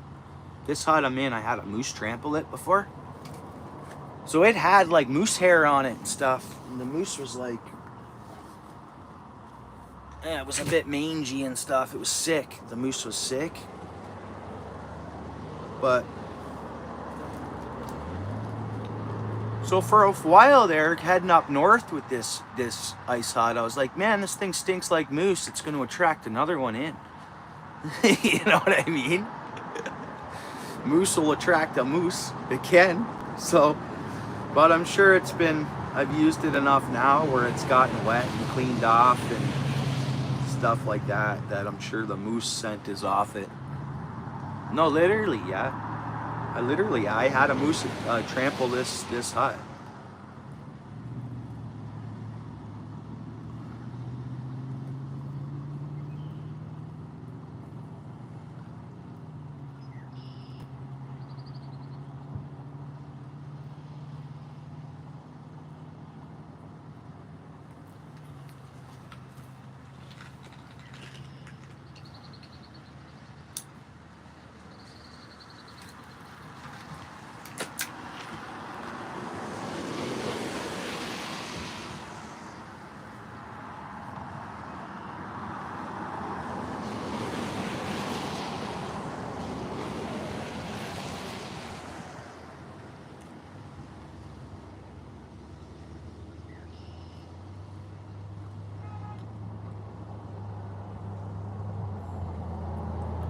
"17 people here, 62 likes. Thank you very much."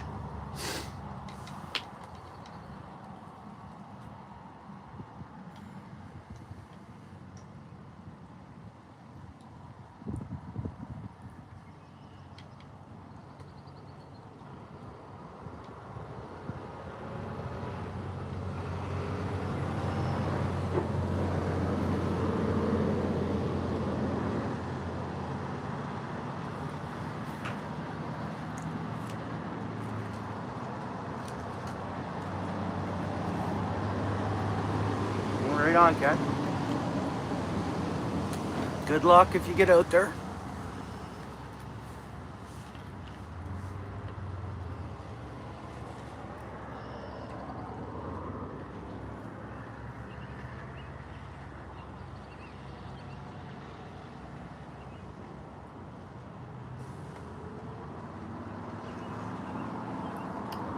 What I'm gonna do is, I think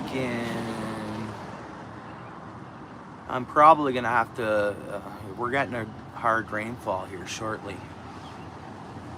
But I'm gonna fish a little longer here, pack all this stuff in, and then I'm gonna go hit some pike before dark. That's my plan, I guess, still.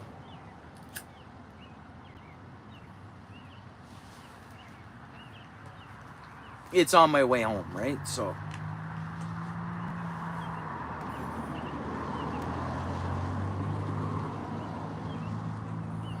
Which I probably won't go live for that. I'll just long form film it.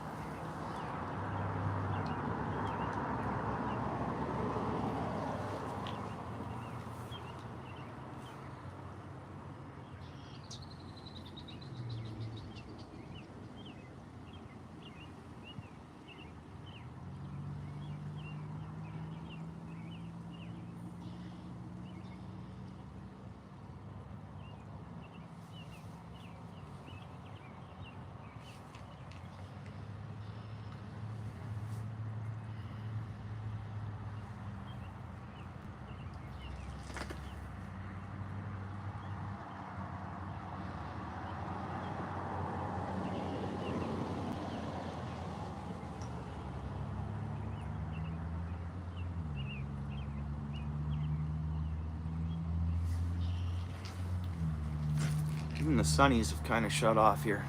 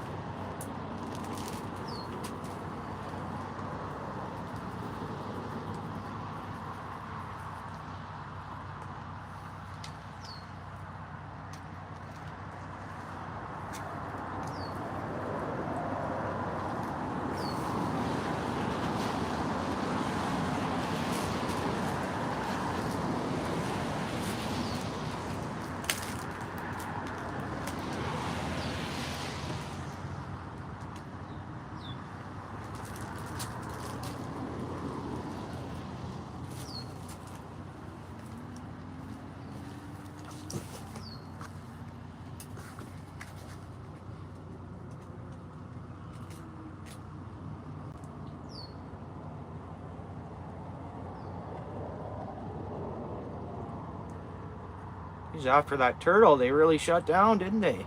Really? The bite said. Yeah, the turtle's gone, guys. They come back out and it left. Good. Again, it wasn't harmed at all.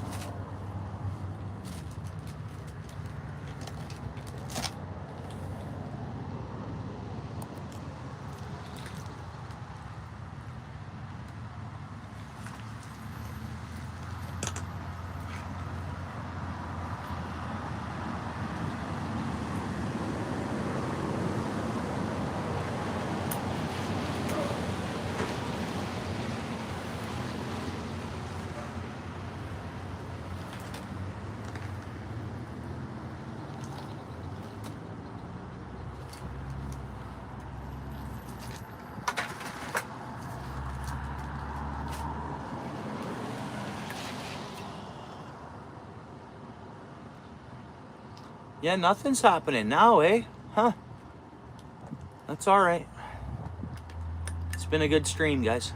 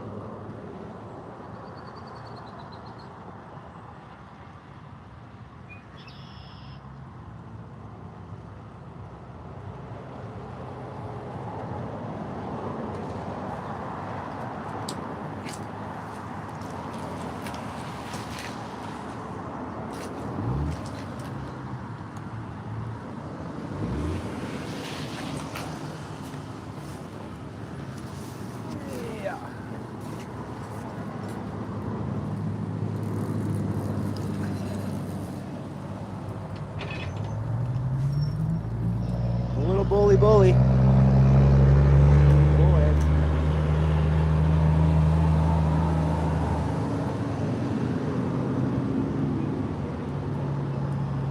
We're back. Bullhead.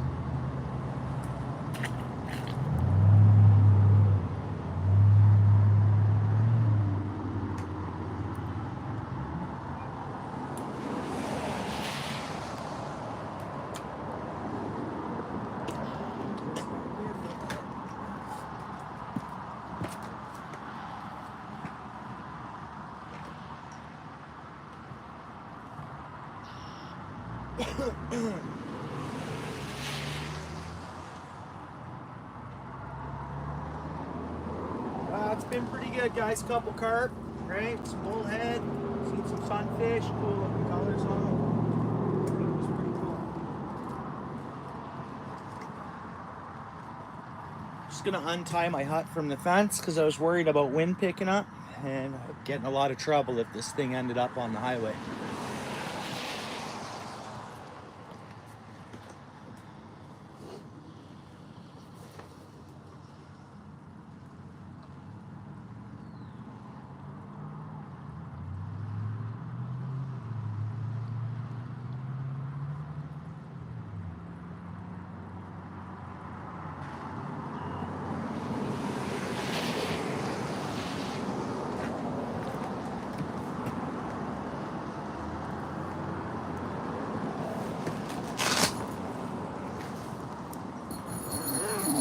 Boom,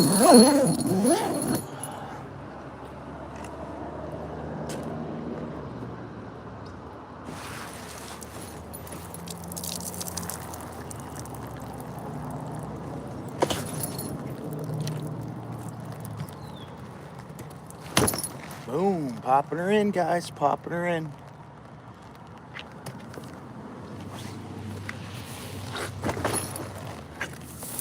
Stay up, I don't want it to collapse yet. That's the key with this. Okay, pump in the sides.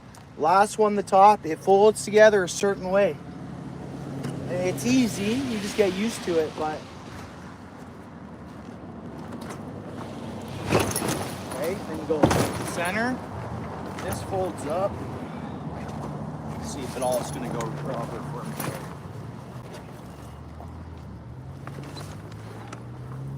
Oh, might have screwed up, guys. Nope, there we go. There we go. The trick is, I'll play around with it, and then all of a sudden it just clicks into place. It's kind of strange, but the way it goes. You guys watch that bobber for a second.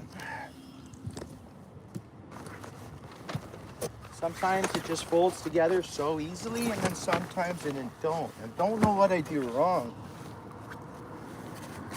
Start to give me a hard time sometimes.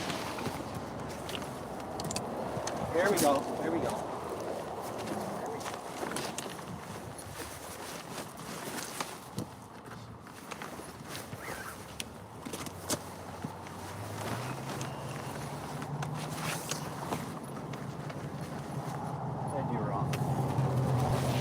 Top had to be, should be okay.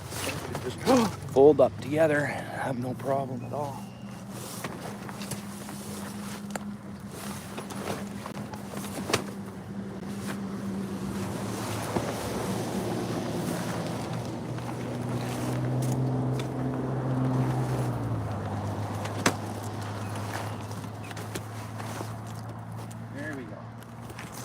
There we go. Okay, man, dude, sometimes this thing, I just keep flopping it around a bit, and then it ends up going together.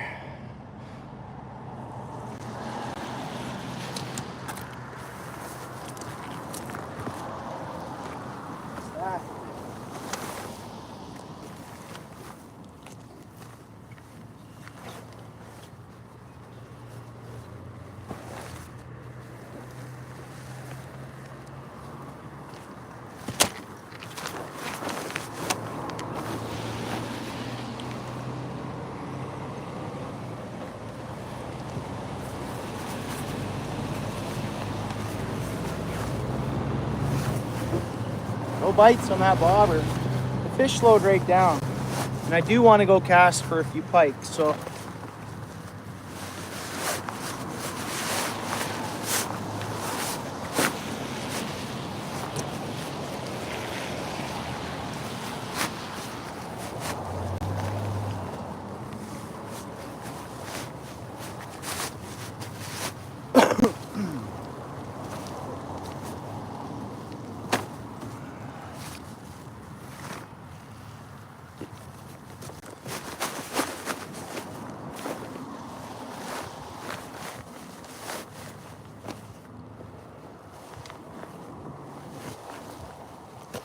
And tomorrow I'd like to get on a different species on top of everything. Kinda, you know. Love to be hitting perch tomorrow. A good perch.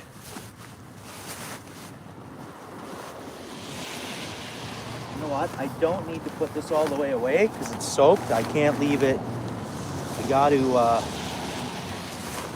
crop it out the next sunny day, wash it off, and I want it to breathe.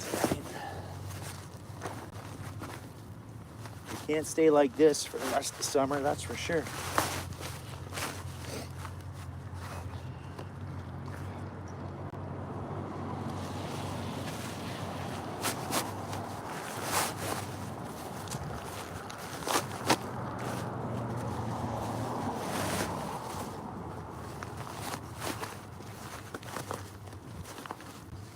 That'll be fun. It'll be fine. And then I just throw it on my back like a backpack. That's how I walk down here. Easy peasy. Figured it was colder today in the rain, so I couldn't support my OUTFISH Ontario and OUTFISH Ontario shirt. Toronto Blue Jays.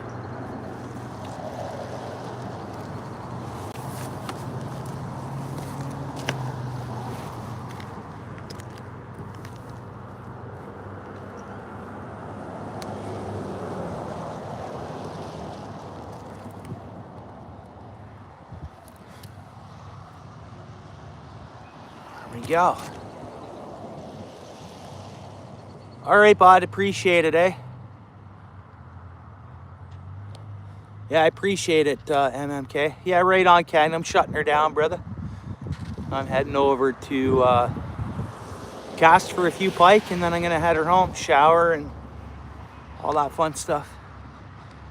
Get dried out as much as I was in a hut. The long grass I walked through, and then just putting the hut down. Look at how wet I got. My pants are soaked, right? Tons of water was on that hut, so.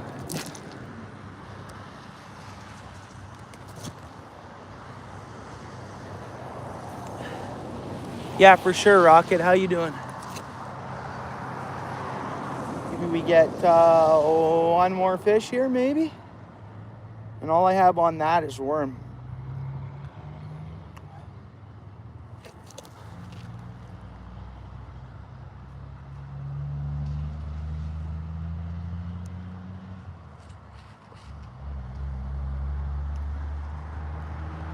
Just figured maybe we'd see that bobber drop once more. The bites have slowed up. I don't know where the sunfish went. Fish are fish. They do what fish do, right?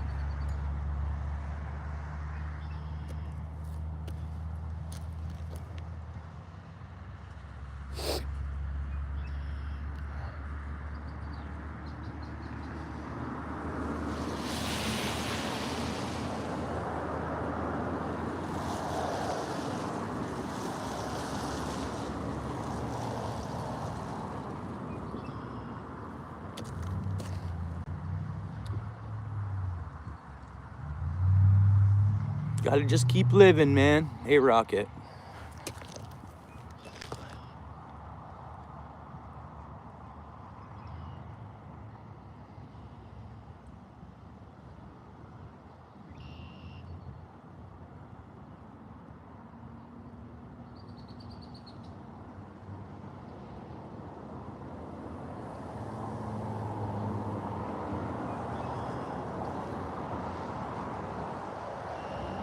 Well, guys, I think that's it. I'm gonna get going, so I have a good hour of before it's.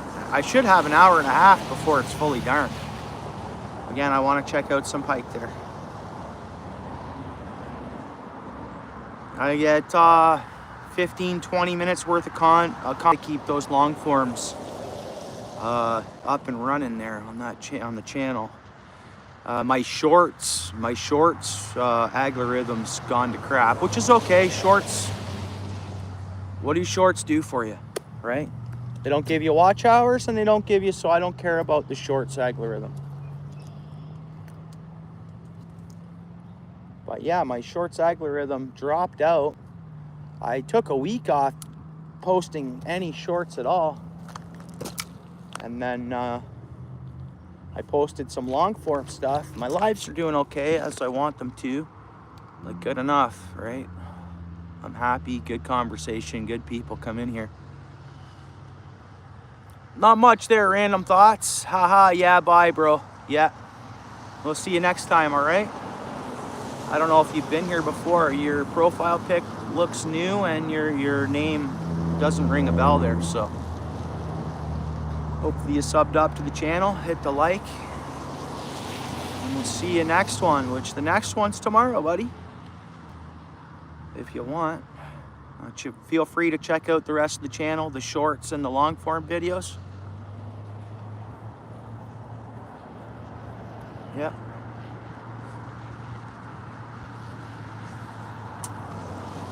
22 people in the house, 64 likes. Thanks for coming in, guys.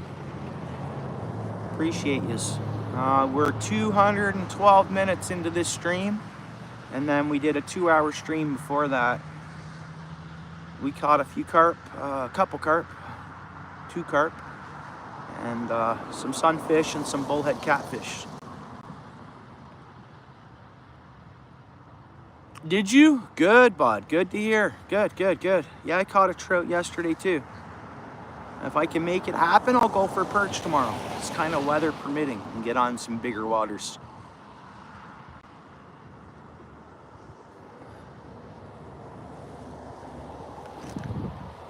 Stay tuned. Maybe an upload, a long form upload later. We'll see. But if not, just stay well is the main thing, and be true to one another and make the right decisions.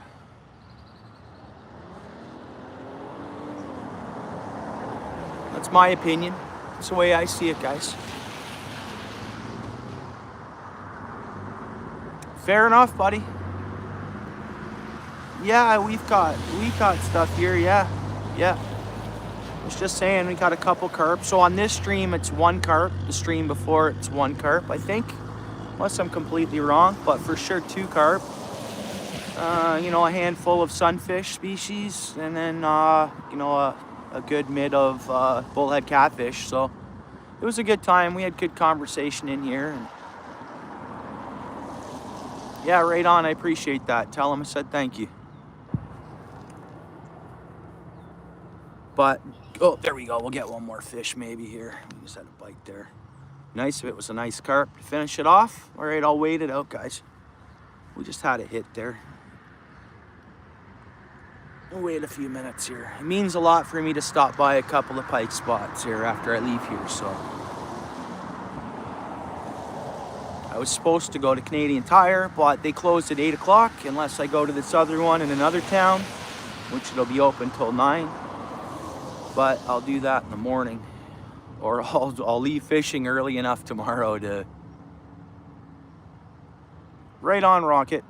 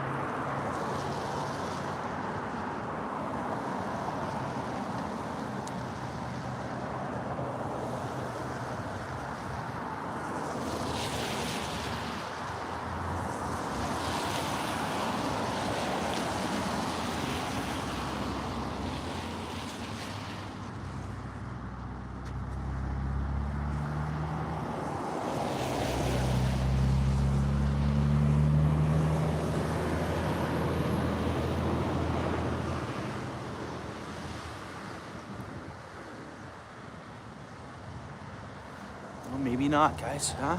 Maybe not. Our worm's still good there. Let's do something else for a change. Let's go out there a bit. Keep an eye on this bobber for a minute.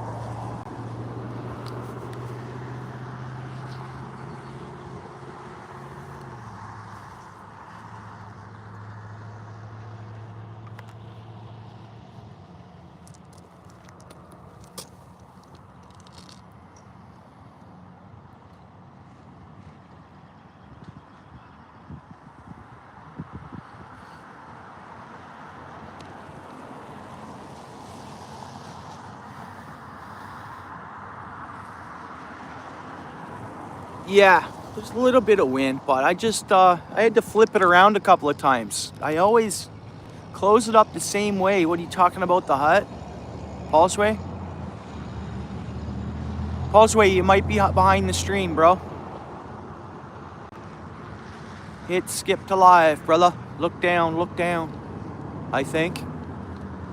But yeah, the ice hot, I ended up getting it together. I just flipped it around a couple of times and folded it over, and it just collapsed in. Okay. Sometimes I'll pump it in that same way. I always do the top last, and then sometimes I'll just let go of it. What's up there, season 1, brother? Sometimes I'll let go of it, and it just kind of folds itself up and lands in place. Today I had to flip it around a couple of times, and then it kind of folded up. How was your day, season? What time are we at here? You off work now? 7:34 here, so 3 hours behind. You going fishing, season 1? You heading fishing right now? Random thoughts, are you still there? My bro, season 1 here. Season 1, episode 3. Good channel, man, good channel. Rocket, you connect to season 1 already, right? I'm sure you did. He's been around, I'm hoping you did. And check out his lives and check out his content. Shorts, everything. A lot of good stuff. Andreas, where are you, bro? Andreas, he just commented on one of my other posts, and we're live, Andreas. Come on in, brother.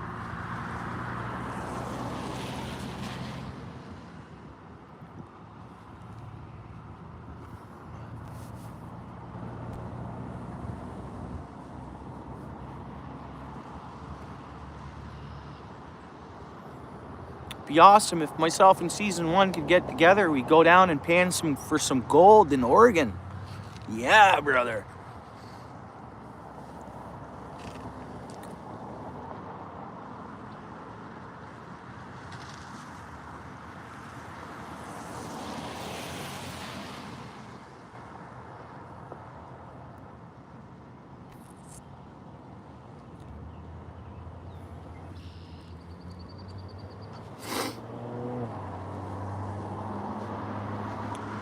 Hey, Rocket, if you want, email me. My email's on my bio. It's outfish.ontario@gmail.com.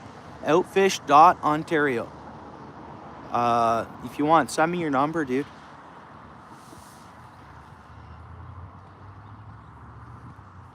Send me your digits if you want, bro.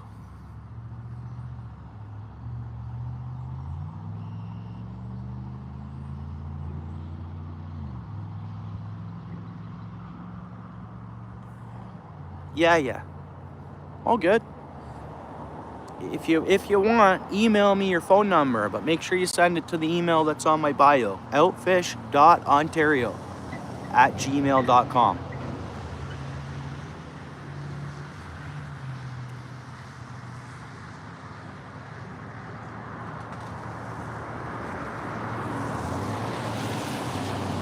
Yep, there's nothing biting out there, guys.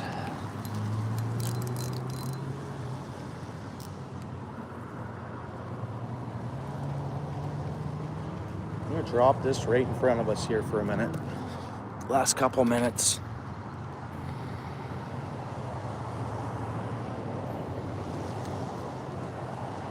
I'm starting to see some road runoff coming in here from across the way. Because this runs all the way down a highway for a ditch. So oh, there we go. Please be a carpy.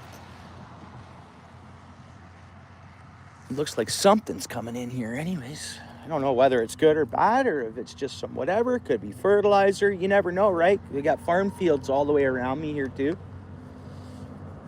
So, but I think we're gonna start staying away from here when it rains, and then I'm gonna try to come to this spot after about 4 or 5 days of not having rain, and I think it'll produce much better. Yeah, your own enjoyment. Exactly, brother. Yeah, you seem to be a decent upfront fella, you know, and I like that. Random. If you want there, throw a comment on a recent short of mine, or the short right before coming here, and I'll check your channel out. It's the easiest way for me to get to your channel, because right now I can't get there. And I have to go back into the stream, go through the comments, get down to the end, and then click on you that way, right? So if you don't mind, just head over to a short of mine, and I can get to your channel easier that way. It's gotta be catfish. I'm gonna think that's catfish, I think. I hope I'm wrong and it ends up being a big carp, because you never know. Water's so milky and so dirty, like cloudy, right? Where you going? Where you going with it, buddy? And I don't want to just pull it out of its mouth, especially if it's smaller. I don't think it's a carp. It's not acting like one.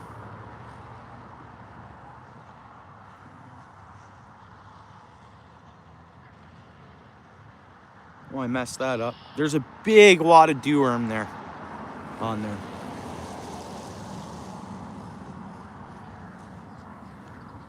Oh, wait a minute. No, that was a carp. I just saw the shadow of it slightly. Is that, did it turn back around? Is that what's messing or sucking on our bait here? It won't be a big one. It'll be like the ones we caught before. Well, let me throw my polarized glasses on here and see if I can get a bit of a better look through that water. Not really. That could have been a carp. Wait a minute here.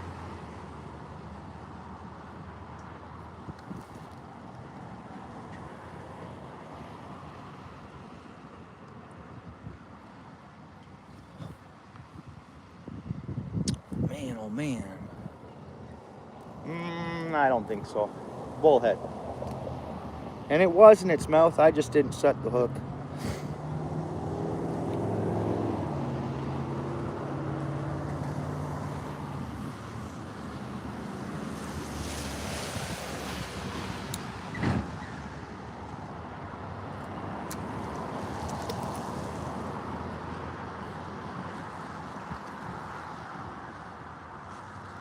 Whereabouts are you from, random?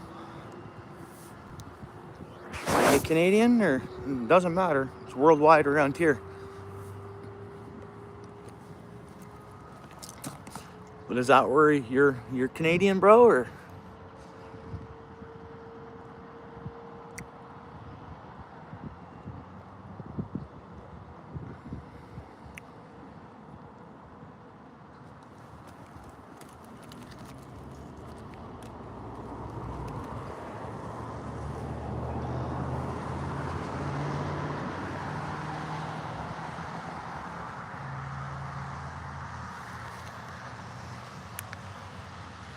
Come on, fish. Come on. Come on, fish.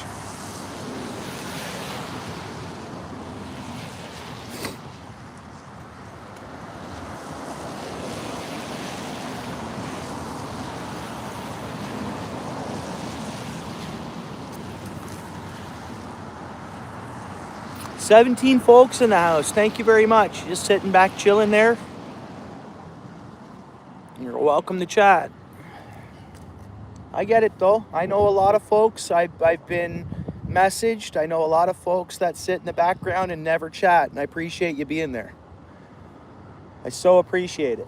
I thank you so much. Kind of have my back without, it's good. Thank you. Regardless whether you chat or not, I appreciate you. And if you message me privately, and I've had a bit of that, and that's super cool. You don't want to chat, that's totally great, and I appreciate you watching. Everybody's welcome to put their 2 cents in and anything they want. But I appreciate you.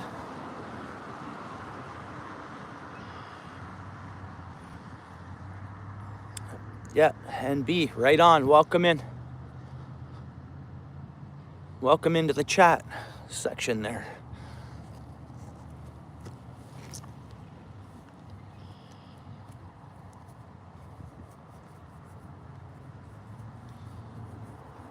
Cutting it tight for my pike, guys. I'm cutting it tight. Being 7:43 now.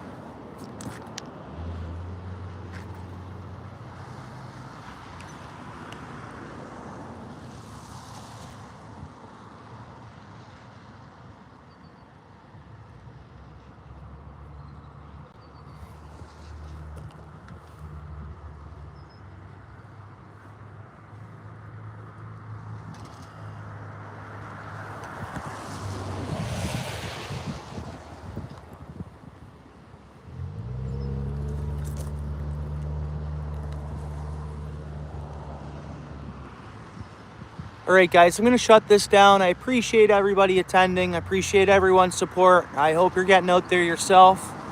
If you can't get out and you sit back and you watch this and it puts you out in the outdoors, that's great. One day there might be a day where I can't get out, and hopefully I'll be able to watch other people, you know, and which I watch other people now, but you get what I mean. So I appreciate everybody.